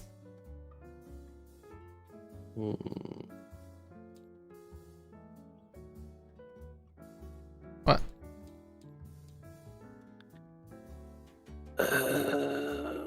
I'm just trying to think of like where to go now. Swarthmore maybe? But then again, same problem. Yeah. I mean, part of me is just going We're gonna go to AS. Oh, to Alice Spring? Yeah. We see. I think, I feel like she'd probably be the B plot, but I mean, that's still fair. Yeah. But no, I don't think she's the B plot. I think the B plot might be something ridiculous, like the fucking police thing. This is funny. The Samuel B. Pickett.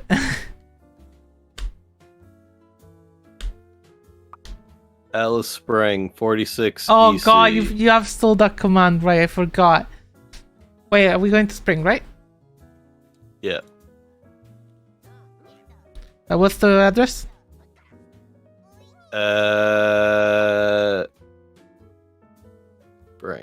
Spring. I had it, and then I forgot because 46 EC.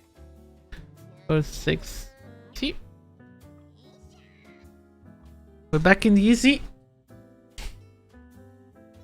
46 is. So many 40s here, but none of them are the 40 we're looking for. Oh, here we go. Oh, what? Wow. What the fuck? We're both blind.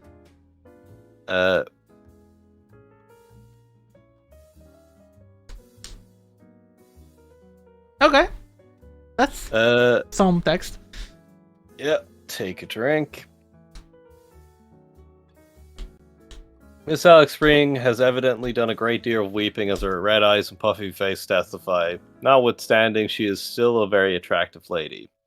Seated in her small but comfortable flat, she composes herself to answer our questions. This morning I arrived at the building a little before 9 o'clock. I suppose I'm not sure the exact time. Mrs. Porter and I rode the lift to the 4th floor together. Mr. Turtle, she threatens to dissolve into a flood of tears, but a few quick dabs of a soggy handkerchief save the situation. Mr. Turtle, she begins again bravely, was in his office while Miss Porter went around to the executive offices. I went in to see Melvin, Mr. Turtle. Your relationship with Mr. Turtle was more than professional? Well, we've been seeing each other for some 7 or 8 months, yes, but Mr. Turtle ended it last week. Oh. Well, he seemed to be going hardcore on trying to get your one and, work his way up the ladder to be able to be allowed to marry her. Well, he wants to marry the other one though. Well, yeah, so he gave the gold one to the one he wants to marry, and then here it is where it's like he gave a gift as a parting gift, the like shittier locket. No, I mean, yes, it was. He had given me as a gift, a parting gift, if you will, and I decided to return it when he ended your relationship. It must have been quite a shock to you. Oh, that's why the gold one wasn't open, but the inferior one was because she had returned it before he died. I see. I was deeply hurt, but on reflection, Melvin had never made any promises. We had never talked of a more permanent situation. Did he give you any reason for ending it? He said he had met another woman, that he was serious about her, and didn't think it was fair to me to carry on. After you saw him that morning, you came back to your desk and remained there? Yes, right until on the edge of throughout, she plunges into the abyss. We do what we can to comfort her, but finding the task impossible, we apologize for the intrusion and leave. It's okay, that was a dead end. Well, we got that could be a B question. Why was this locket like open and the other one wasn't? And then we just be like, because she returned it. The other one wasn't open yet, so even did not deliver it. I think the affair stuff is definitely out. How the fuck did he get poisoned? Also, I think she made the tea, right? No, it was the other one. Oh, Porter made the deal. Yeah, she made the tea, but that like, and when she was making it, that's when Alice had gone in. We also still don't know anything about the correspondence. That's the most annoying one. So if we go to the post office, maybe they know who they sent it to. Maybe. Because maybe he was sending out the evidence of what's going on with the textile industry. Is the post office a location? Is there multiple post offices? There are post offices in different districts. Yes. Okay, so it would be investigation department. So 32 SW is what we're looking for then. I guess. Well, I mean that's where the workplace is, isn't it? Yeah, most places are SW. Wait, is the workplace SW? No. No, the workplace is West Central. Oh, okay. So it's West Central 6.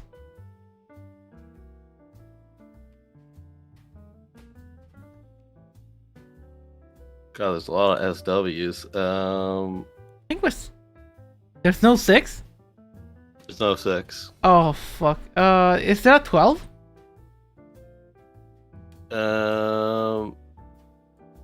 12.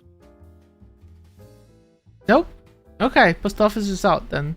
Unless we go to another post office. Wait, there wouldn't be 2 post offices in the same district, would there? Oh. No, it's the investigation department. That's the investigation department. We won't have to worry about that.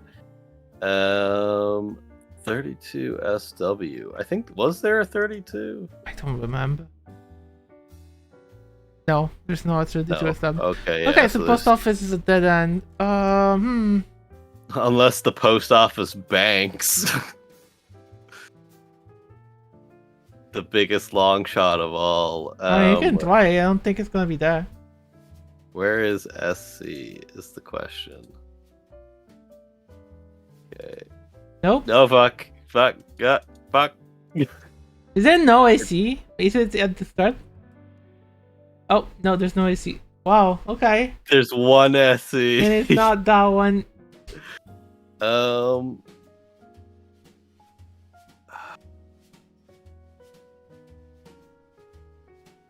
Where to go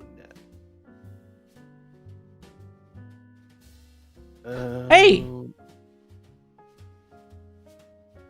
Do we wanna go to Diggs? No, that's not gonna help. I mean, like, I feel like potentially maybe like the British Museum or the Bank of England, because those are like businesses. So like there might be a chance we get some actual information from like the employees. And it wouldn't be like we talk to the guy who's doing it and they give us nothing. We can try. Where's the British Museum anyway? 38 WC. How did you find it so quickly? I looked it up earlier and I remembered it was in WC and it's like right there. It's not that long, but like it doesn't mean it won't have information. Oh, hey Sonic, thank you for the drink up. I will drink up. Wait, what's the number again? 38 WC. 38. Man, we had some really good shot at the start. And now it's going downhill.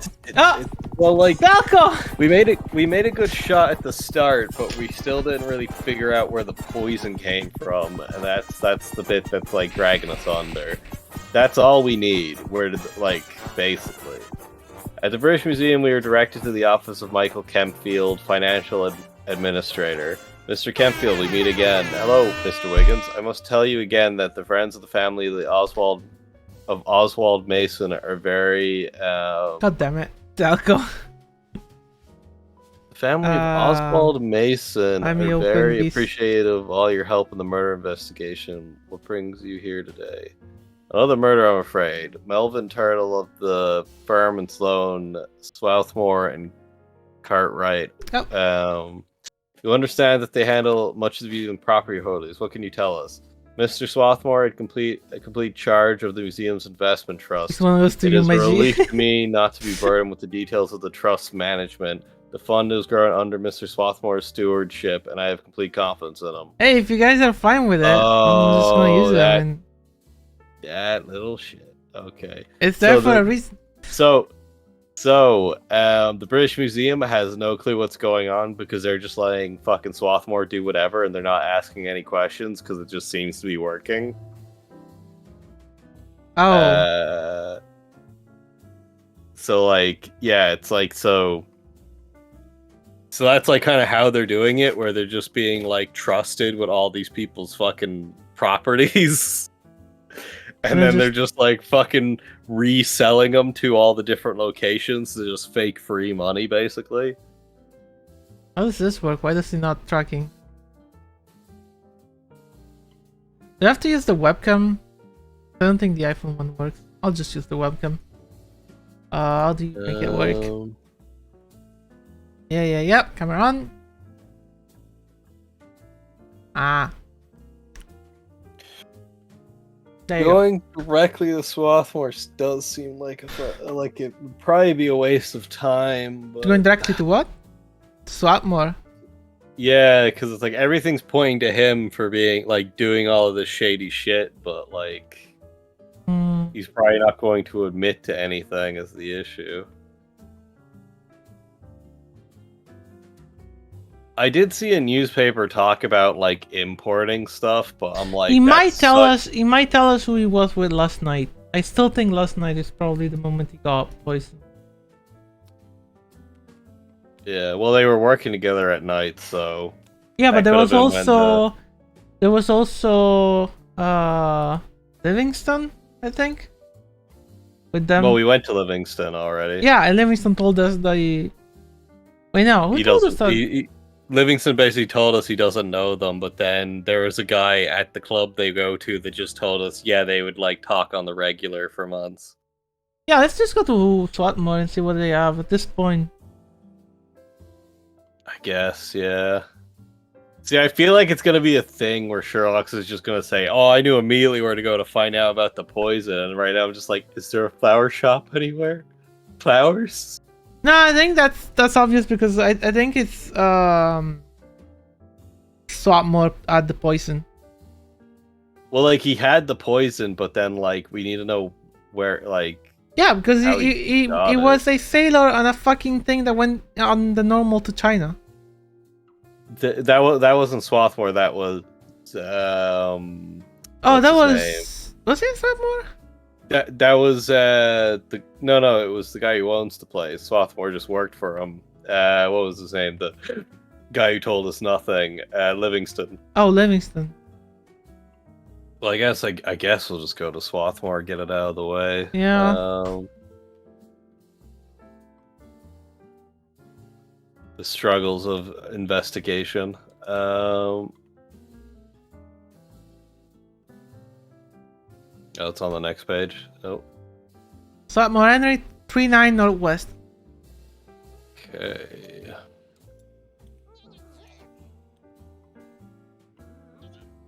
$39 North. Are you guys doing? Sonic, isn't it like stupid late for you? Are you doing this? I told you were fixing your schedule. I thought you were doing it like actually sleeping well now. That was a fucking lie. Holy fuck! What one's that? God damn. Well, I woke up. What do you mean? Like... You woke up and your first thing is let me open Twitch. It's like a 5 p.m. Oh my god. Here we go. Why are you doing this? Well, Mr. Swarthmore is a tall, thin man whose manner is cool and distance is both irritating and intimidating. Can you give us an explanation on Mr. Turtle's rapid rise in the forum? It is quite simple, really. He was qualified to do his job, a bright lad. We shall all miss him. Maybe we take it that you sponsored Mr. Turtle? In point of fact, Mr. Cartwright sponsored Turtle, if sponsored is the right word. He said that he was qualified to do the job. What exactly was the job, at least as far as the first promotion to the executive level? To take some of the burdens off of the senior partners by dealing with the lesser matters that normally come to our attention. Why was Mr. Turtle given a junior partnership and Mr. Diggs not? Diggs performed unsatisfactory, I'm afraid. He was supposed to solve little problems, I'll create more. Turtle, on the other hand, showed initiative, spirit, and good sense of judgment. Mr. Cartwright was very high on him, and I agreed and went along. You worked late with Mr. Turtle on the evening before his death, is that correct? Yes, Sir Sidney asked me to lend a hand when Mr. Cartwright inexplicably left the office. There was a very important contracts to be finished and mailed by the next post. We thought that they were Mr. Turtle's responsibility. Yes, but under the supervision of Mr. Cartwright, Sir Sidney evidently felt the contracts were too important to be solely Turtle's responsibility. Do you have any idea why Mr. Cartwright quit his post at such a critical juncture? I have no idea. You worked with Mr. Turtle and Mrs. Walker that evening. Did anyone join you? Did anything strange happen? No, we worked until 11 or so. Turtle and I put Mr. Walker in a cab. Or Miss Walker in a cab. He took the next cab to his home, and I took the third to mine. Who the fuck is Walker? Oh, Brenda Walker. Okay, the typist. Yeah.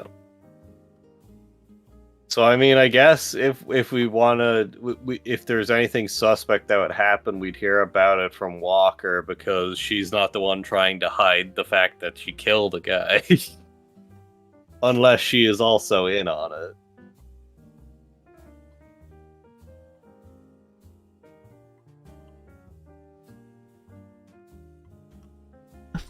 Dog poison.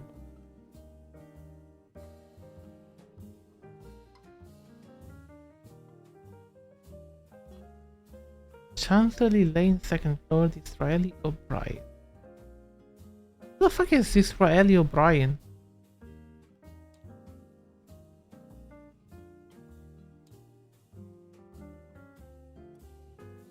Brian is. Do you want to just go to Disraeli O'Brien for no reason?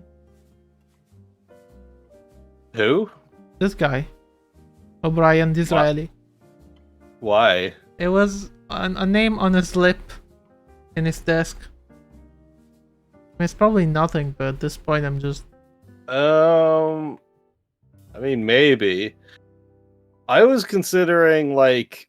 The thing that's throwing me off is I'm just looking at, like, Heartcliff and Son, and it's like they're, like, doing really well stocks-wise, but then... Shouldn't they be on this list of names, then? I'm still thinking, like, how the fuck did he get poison in the first place? Yeah. But then, like, he wouldn't get poisoned for himself, would he? So, what are the theories right now? The case of that is out of the question because both the love interests are fine.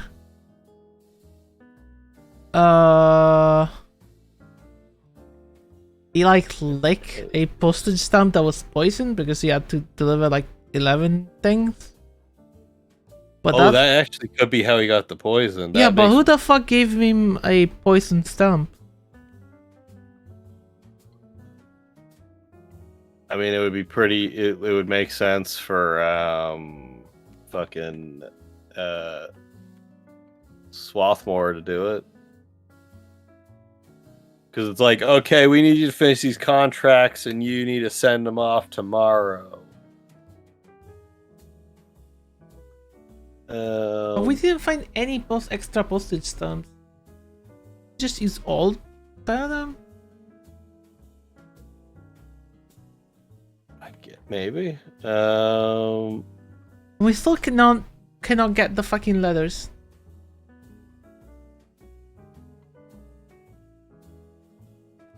Wait.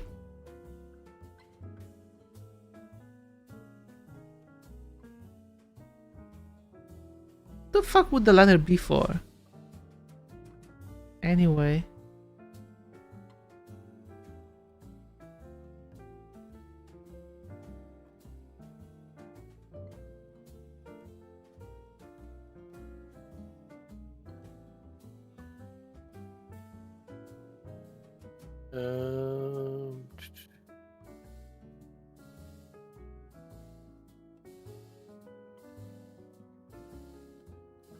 Am I dumb? How do you... You wanna try going to G. Hamilton?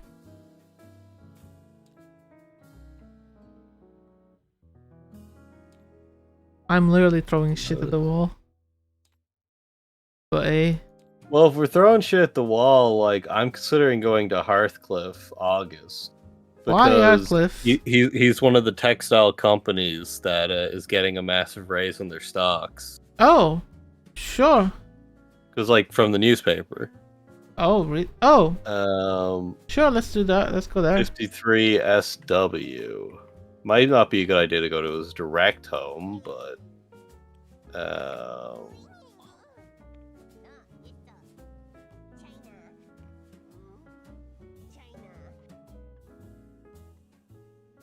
53. Oh, Heathcliff.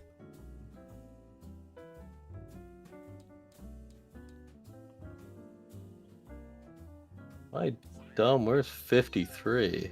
Here's 54. 52. It's not that behind that, no. We already went to 53 SW. Wait, I thought it said 50. No, no, we didn't. You just have it in the wrong spot. What? We never went to 53 SW. We went to 43 SW, which you also have. Let me check the location info. This is sus. So we went to 22 SW. Where's 22? This is 22. Hearthcliff was 53. Then we have a 13 SW, which is this. Then we have a 43 SW, which is this. Then we went to 50 SW. Where's 50? 50 is here. 53. Yeah, 53 is here. Okay. Now you moved it. That was supposed to be 50. Okay, we're fine now. Oh, okay. Yeah, you put the 50 and then 53. I guess You got it. We were greeted by the door by Mr. Hearthcliff's pilfered townhouse by the butler. Looking at us from under drooping eyelids and down a long nose, he inquires as to our business. It seems that our reply is barely adequate, for it's only with a great deal of reluctance that we are shown to the foyer. I will tell Mr. Hearthcliff of your arrival. If you would care to wait in the library at the foot of the marble staircase. He turns back to us and says ominously, "Please do not touch anything." Probably chastened, we enter the library. It is a vast room lined with books from the floor to its 12-foot ceiling. In the center of the long mahogany table, mahogany, Yeah. polished to a mirror-like sheen. The room is as it is intended to be, most impressive, made of the more so by the fact that not a single spine of any volume has ever been cracked. Oh. Yes, what can I do for you? We turn to see a small man in his mid-50s. His head is too small for his body, and his hands and feet are quite tiny. He presents a rather odd picture in all. Mr. Heathcliff, could you give us more information on the contacts being prepared for you and your association by the firms of Sloane, Swarthmore, and Cartwright? Turning on the butler, Mr. Heathcliff explodes. What's going on here? Those contacts were to be kept highly confidential, and now it seems that everyone and his brother knows about them. He tosses his dainty hands up in exasperation and turns back to us. Oh, well, I suppose there's no harm at this stage. As I told the other fellow some 8 months ago, Sir Sidney Sloane undertook very delicate negotiations for a merger between several English and German textile companies. Once all the principals had made known their wants and needs, and a common ground was agreed upon, Mr. Whitney Cartwright drew up the contracts to effect the merger. In anticipation of your questions, yes, a considerable sum of money was involved. No, the firm never directly handled any part of the money, except, of course, their fee, which was considerable enough, let me tell you. And finally, I dealt exclusively with Mr. Cartwright throughout the contract stage, and while I was surprised to hear Mr. Swarthmore's involvement, it had no material effect on the final form of the contracts. I do wish you fellows could get together. I'm sure a lot of time could have been saved. The other fellow, who was it? Maitland. What was his name? Mr. Sherlock Holmes. Sherlock Holmes. I believe, sir, replies the butler. Sherlock, we correct. Oh, it's Shylock, they thought it was. Mr. Sherlock Holmes, the consulting detective. Whoever, says Heathcliff. Tall man, funny coat. He seemed to be more interested in the envelope than the contract. Sniffed it and seemed satisfied with its odor and asked to keep it. Most peculiar. Okay, so it was the fucking letters that killed him. Now, if that's all, Maitland will show you to the door. Mr. Heathcliff. Do we actually have to go to Sherlock Holmes? On the way out, we are tempted to overturn a vase of some sort just to confirm Maitland's worst thoughts. However, we restrain ourselves. Do come again, says Maitland, with sincere of Henry VIII speaking the marriage vows. Do we have to go to fucking Sherlock? I think, is Sidney Sloane on our list? Because, like, I think that name's come up a few times now. It does, but Sidney was like the original person that propped up everything. Founder of the firm, okay. I mean, should we go to them next? Kind of want to go to Sherlock. You might tell us where we could find like the post office boxes. Because like, if we go to Sherlock, that's just gonna be a hint. And then what if we just get a hint for something we already know?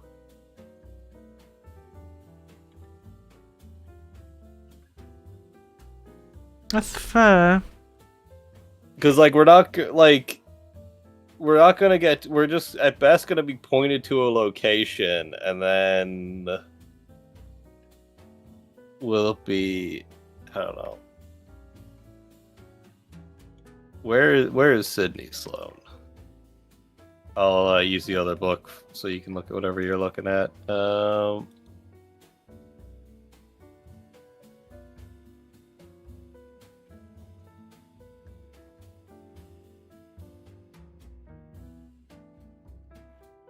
Sidney and Sons 32 SE. Would that wouldn't be it? The name is Sidney Sloane. Yeah.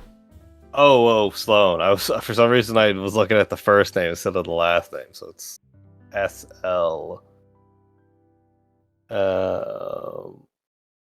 Sloane Sir Sidney, 56 SW. Oh, so literally the next one. Yep. Well, And I get a need map. a second location to start. 56.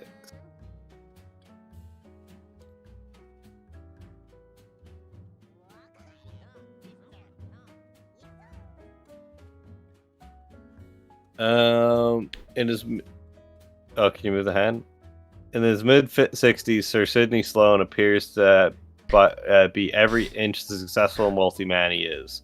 Dressed in an exquisitely tailored broadcloth suit, he exudes an elegant charm that is impressive in the extreme. Coupled with an almost fatherly warmth, it is easy to see why he personally is so trusted as a solicitor and why his firm has so outdistanced many other firms of longer pedigree.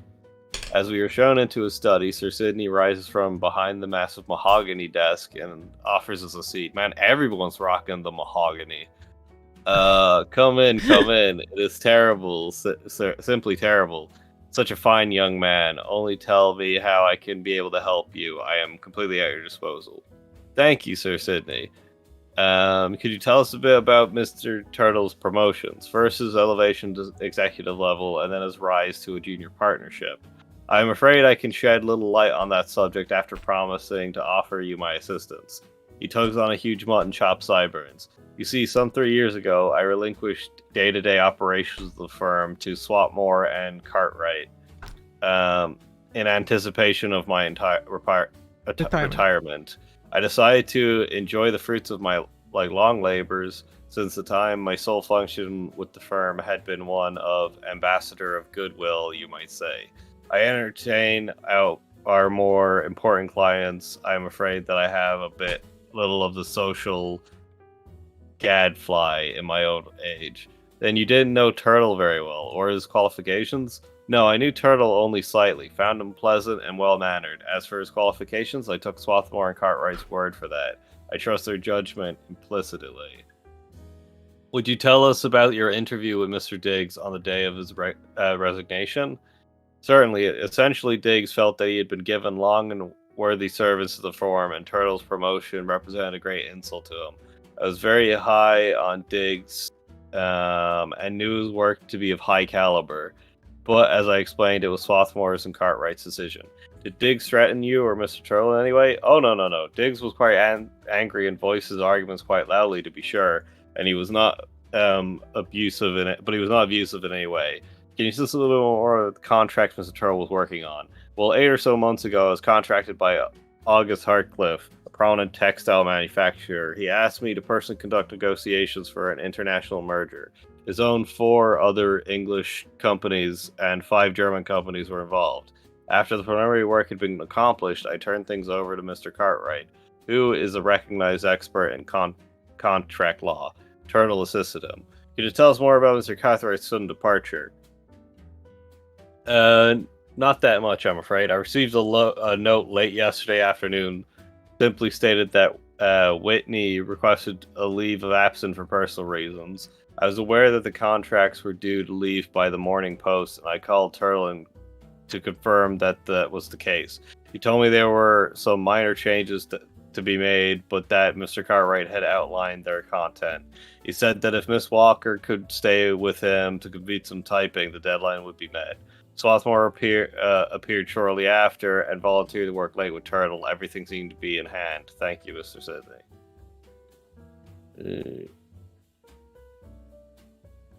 Yeah, so basically everyone in charge is super sus. Are they? I can't see anything. Well, no motive, no anything. Wait, well, Mr. Cartwright might not be, because what was that about their departure? I mean, this guy just wanted to go to retire, so he has no reason to kill a guy.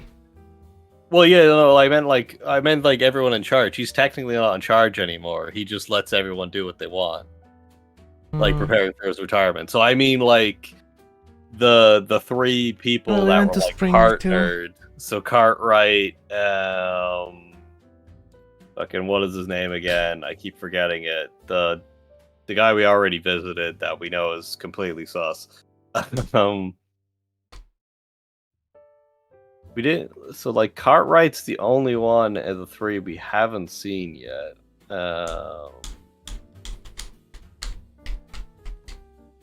I don't think Diggs is at fault either.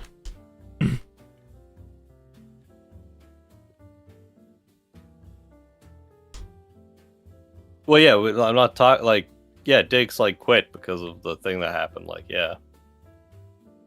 Do we have Cartwright down here? Like, wait, where? We Oh, have Whitney it. Cartwright, head of contracts. Yeah. I don't think. Do you think that's gonna be the one that changes everything? I don't think so. Oh, it probably won't be, and we still don't know where the fucking poison So the came next, from I think the anyway. next one that's probably maybe. It's a bit weird, but like Porta dealt with the Tuttle at the last. But also meh. I think what we need to do, I think we just need to make a jump in logic to try and figure out where the poison came from. Like, just pick a location where it would make sense that they could get it from, and hope it's correct. J.W. Benson? Who? I don't know. It's the guy that had the locket box. Which means it's like some store of some kind. Wouldn't it? Maybe. Could be in that.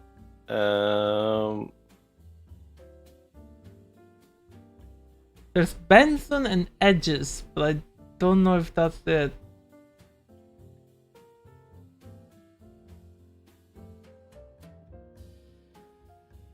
Let me check with Jay.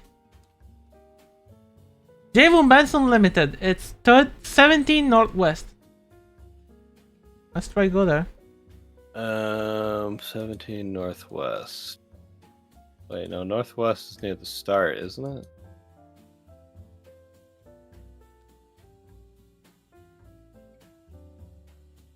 Oh, it's very short. Oh, I have to fix it. Right up in here. What is it? 17. 17 here. I mean, at this stage, we should let's just put this down immediately. We're only going to be there for a paragraph. Yeah. Sad. I tried. Yes, Mr. Turtle was a good customer, says the clerk. Can you move the hand, please? J.W. Benson, Ltd. With a unsuppressed smirk. He brought several gold plate lockets and inscribed initial varied. Of course, he was the only last week to pick up the other one. It was solid gold, not plated with ink-clad diamond chips. I believe I detected a change in attitude with this purchase. He seemed, how should I say, more serious. So nothing else. Just bought the lockets. Oh, I thought, like, wait, what was that about a box you said then? That was on the locket box. Oh, I thought you said that there was like somebody had like a box that might have had No, I'm dumb. Oh. I'm just throwing darts in the dark. Yeah, I wouldn't have gone there if I realized. I'm tired, okay? I'm not super... I'm just seeing names and I'm going, okay, maybe there. Where was that news article that said something about like international trade? Because I'm just like, where's somewhere where like... International trade? Yeah, it was basically just like an advertisement being like, we sell shit from everywhere. And I'm like, that sounds good to me.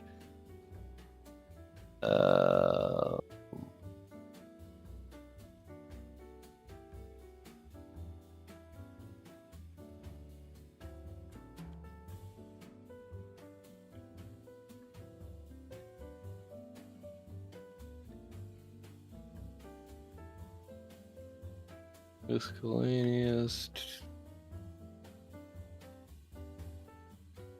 How do we have so many leads and no idea? It's the because worst. They gave us like 50 at the start, and it's kind of a case of like we're running around in circles because we're focusing too much on the who and not on the fucking murder weapon. And I want to focus on that, but it's hard to do that.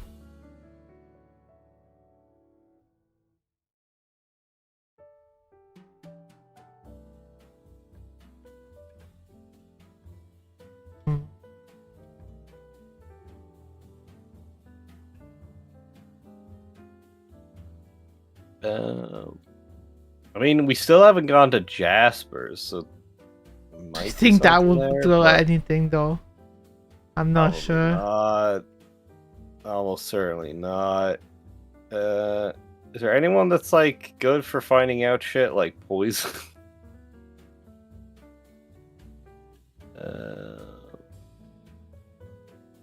Do we want to go to Lomax at the library?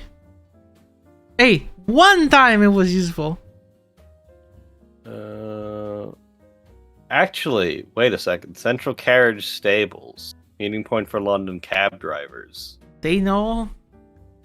Well, like, remember when like they all left the night before? They all took cabs. Oh, sure. Let's go there. Each one of them took a different cab, so like they might have overheard some shady shit. Sure. It's 5 EC, was it? It was 5 something. 5 West Central, maybe? No. West Central, yeah. West Central. So 5 West Central.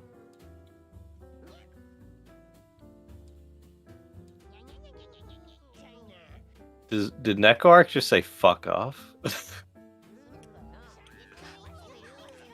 Nekoark says a lot of inappropriate things. Yeah. That's like how it was. Spices things up. One more back. Oh! It was worth a try.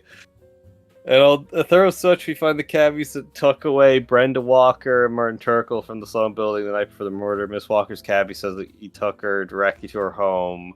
Turtle's cabbie says that he also took Mr. Turtle directly home. We were unable to find the cabbie that carried away Mr. Swarthmore, or at least any cabbie that will admit to doing so. That sounds to me like he probably didn't actually take a cab home. Yeah. Do we want to go to Tuttle's home? Is it because you also saw that it's literally the next like, I forgot that was a place we could go. Yeah. I mean, we might find some stuff, yeah. Sure. I feel like that's still looking into who did the killing rather than the murder weapon, but you know, you never know. We still don't know who killed him. We have no clue, actually. I mean, I'm pretty sure it was like your fucking man. Well, it's like, okay, you need to send off these contracts tomorrow. Here's a bunch of stamps. The turtle lady, or can you move the hand, please? Yeah. It like covers up like 3 to 4 lines, which is a bit annoying. Turtle's landlady kindly lets us into the flat, which we find is in shambles. It is evidence that not a nook or canny had been left untouched by the intruders. There was intruders? As we pick among the rubble, we find several things of interest. First, that is Turtle's bank book from the Bank of England. The last 3 months show a marked increase in deposits. Next, there is an earring, inexpensive costume jewelry, such as one might purchase in a department store. Finally, there is 2 letters. One has no return address and was dated to the 23rd of June. It reads, "Darling, I cannot accept that it is over. Please come and see me. I love you beyond all caring. Faye." The fuck is Faye? We don't have it, but he bought many lockers. Was he dating like 10 fucking women and he's like, okay, I'm leaving all you because I made up my mind. Oh fuck, you're right. The other is actually one of a series of letters with the same return address. VM 25 Chester Street, SW. Okay, that's where we went. We find 24 such letters dating as far back as the sender. What was the address again? VM 43 SW. Yeah, it's the same. Okay. Oh wait, no, 25th Chester Street, SW. 25. We didn't go to 25 SW. Wait, so we got the wrong VM? Are there 2 Oh fuck. Okay, next up. What the fuck's happening? Oh wait, no, wait, that might be like where they. Oh yeah, because it would like send it to the same address, so that's probably where they sent the letters to like get around the dad. But they met in a fucking park too. That is Well, true. I think is it still worth doing that? I feel like it's not because we went to her directly. Yeah, fair enough. Because that's probably just like how you figure it out, like without just looking in the fucking phone book. We found 24 such letters saying as far back as that. The one we choose at random is dated to March 10th, 1890, and it reads in part, "Your high spirits on Sunday gave me great hope. I believe in you and know that you will one day overcome Father's objections, but know that if it takes longer than you wish, I will wait. I will wait forever if need be, Ginny."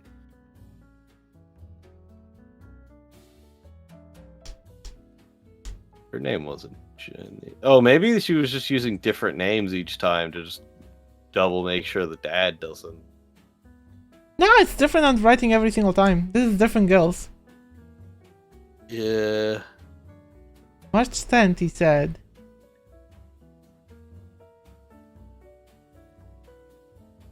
Wait, March... It's red herring all of this fucking shady shit. And it was just a pissed off lover.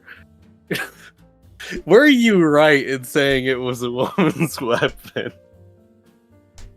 I mean...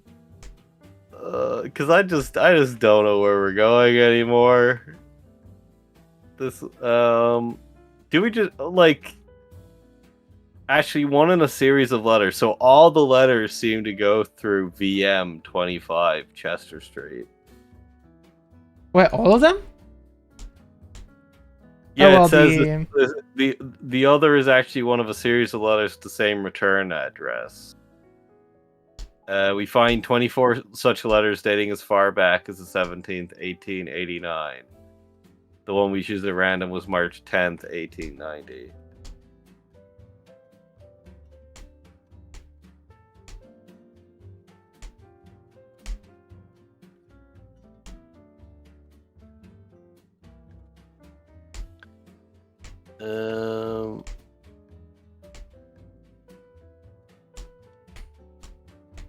All my messages are refused, even with full name and address. No fault to find. K. Okay, that's probably not anything.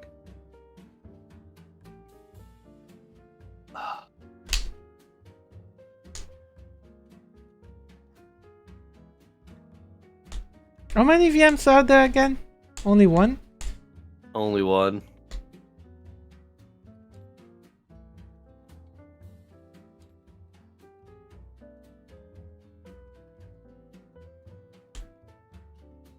Right, Monroe, Virginia.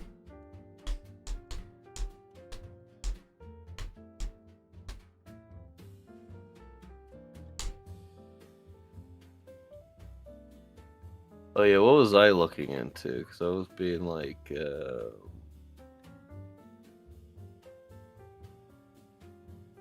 I have no clue.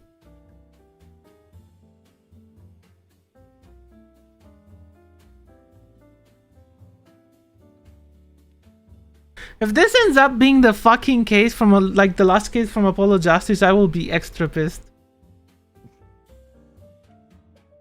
You know? Yeah. Because the last case from Apollo Justice was all bullshit. Wait, no, not Apollo Justice, sorry. From... Wait, what's from Apollo Justice? Never mind. Because that also had like a poison stump.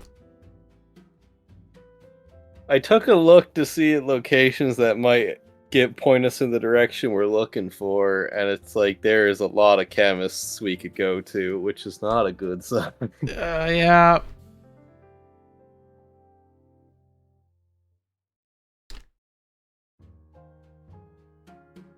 I mean, I think usually if you go to a location that's like a chemist, they say, "Nah, but these guys would probably know." But then that either takes you to the right direction, or then they just tell you, "Now you should go back to the guys you just went to." I'm honestly baffled. Oh, Cedric Livingston. It was on the fucking newspaper. Oh. Oh. Funny.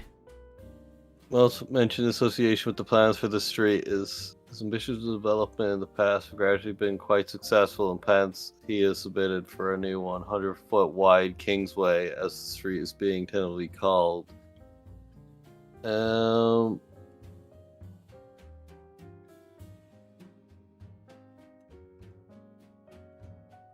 while you think of what to do next,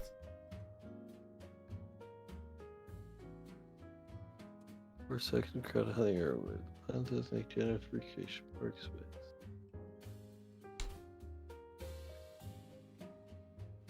Where is Holborn?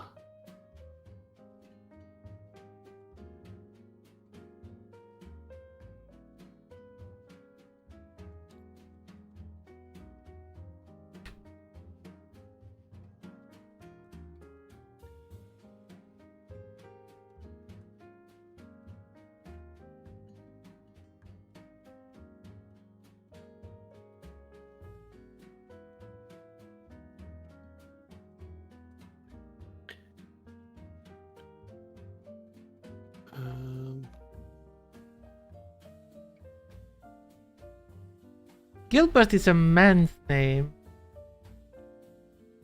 This is the stupidest hunch I could ever think of. But then part of me's like, I'm looking at Holborn and I'm like, do we just go to one of the locations directly on Holborn?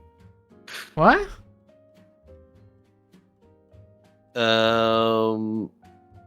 Like in the newspaper, the street they're talking about is on the map.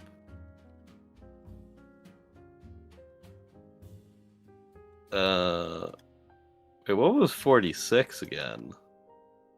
Alice Spring. So Alice Spring lives in Holborn.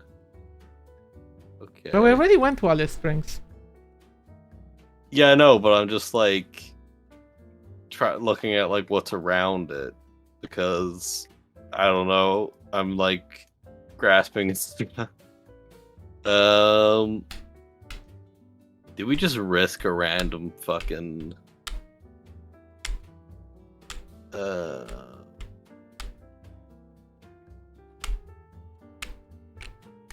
I don't think anybody would know about where to go to like find the poison. Because I feel like what you said with London Library, it wouldn't tell us who's selling it. It would just tell us what the poison is. Yeah, but maybe that way we can know better who would have it here. Well, we were told it would come from Australia.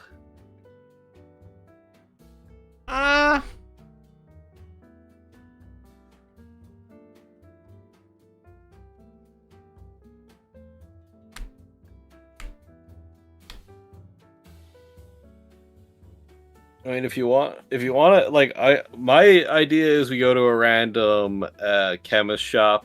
But if you want, instead, we can go to the library. I'll let you pick. I'll go to the library. 5 SW. Yeah, 5 SW.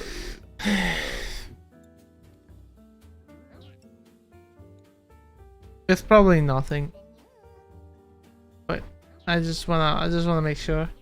I mean, mine's also gonna be probably nothing. Like, the odds of just getting the perfect chemist shop, if even any of them is the correct answer.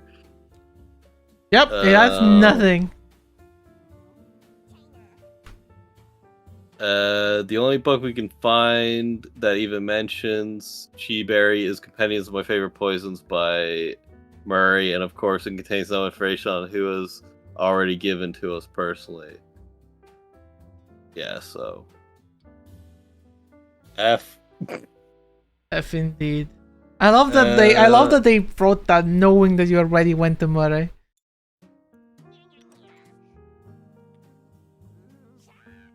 Yeah, if you didn't go to Murray, you're like, what the fuck do you mean? Wait, this Riley O'Brien is... Wait! Is an archivist at the National Archive Office, compiles all legal and criminal documents. Let's go to this guy! What the fuck? I saw that, but then I was like, that's going more on the contracts when we need to find the fucking poison. I mean, do you have a better idea? I mean, no, but sure, we'll go there. Then you get a free pick, whatever you want. Because then I'm actually fucking out of ideas. It was WC. I mean, we're not going for a positive score anymore, are we? No, that's long gone. The Office of Records, we speak to Disrael O'Brien about Turtle. Oh yes, for a stretch of months he came in almost every day, and what I took to be his lunch hour. Haven't seen him in 2 months though. Can you tell us about the records he sought? He concerned himself with property transaction files, which consist of the names of owners of a given property lot, and the dates from a lot were transferred to another owner. They also listed sale prices. Did he ever mention why the interest? He never did, I never asked. So they just mentioned the book that we found.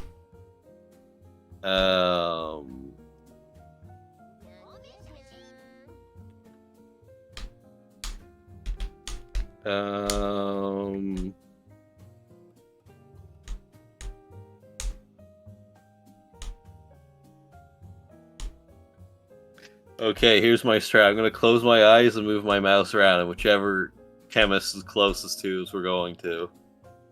Okay. I gone completely off the rails. Let's try that again. JJ Goldstein and Sons. That's not even available. That's Shit. You found the only one that we cannot go to. My mouse gets closer to John Taylor, 72 Northwest. Let's go. I'll check if it's a location first, because I don't think it goes up that high. Yeah. Wait, where's Northwest? Isn't Northwest the first one that only has the one location? No, okay. South Central. Oh, it does. Oh. Oh. John Taylor. Okay, well, I'll put down the marker first, because like this could actually be a thing. What was the name again? John Taylor. Yeah. 72 Northwest. Ready to get us a what the fuck off. It's either a tiny amount or it goes to the next page. Wait, it goes to the next page. This could be it.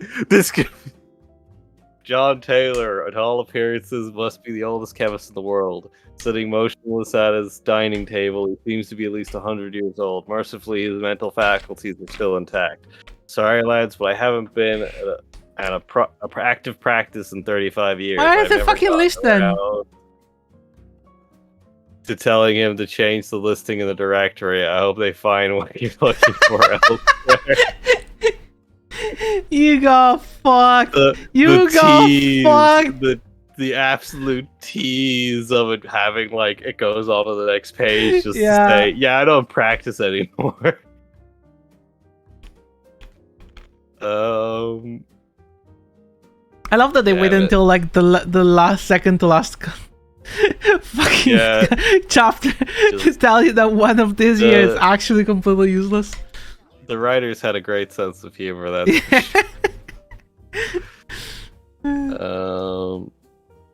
dear God.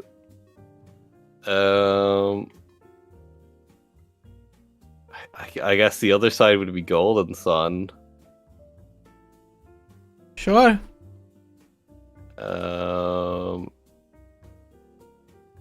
Okay, we can't go to them. Can we not? Oh no, we cannot. Never mind.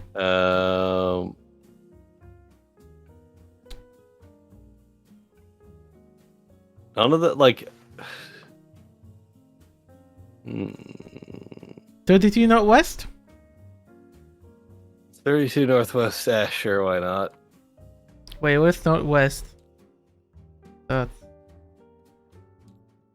Well, that's a long one. Is that 32 Northwest actually where we need? Wait.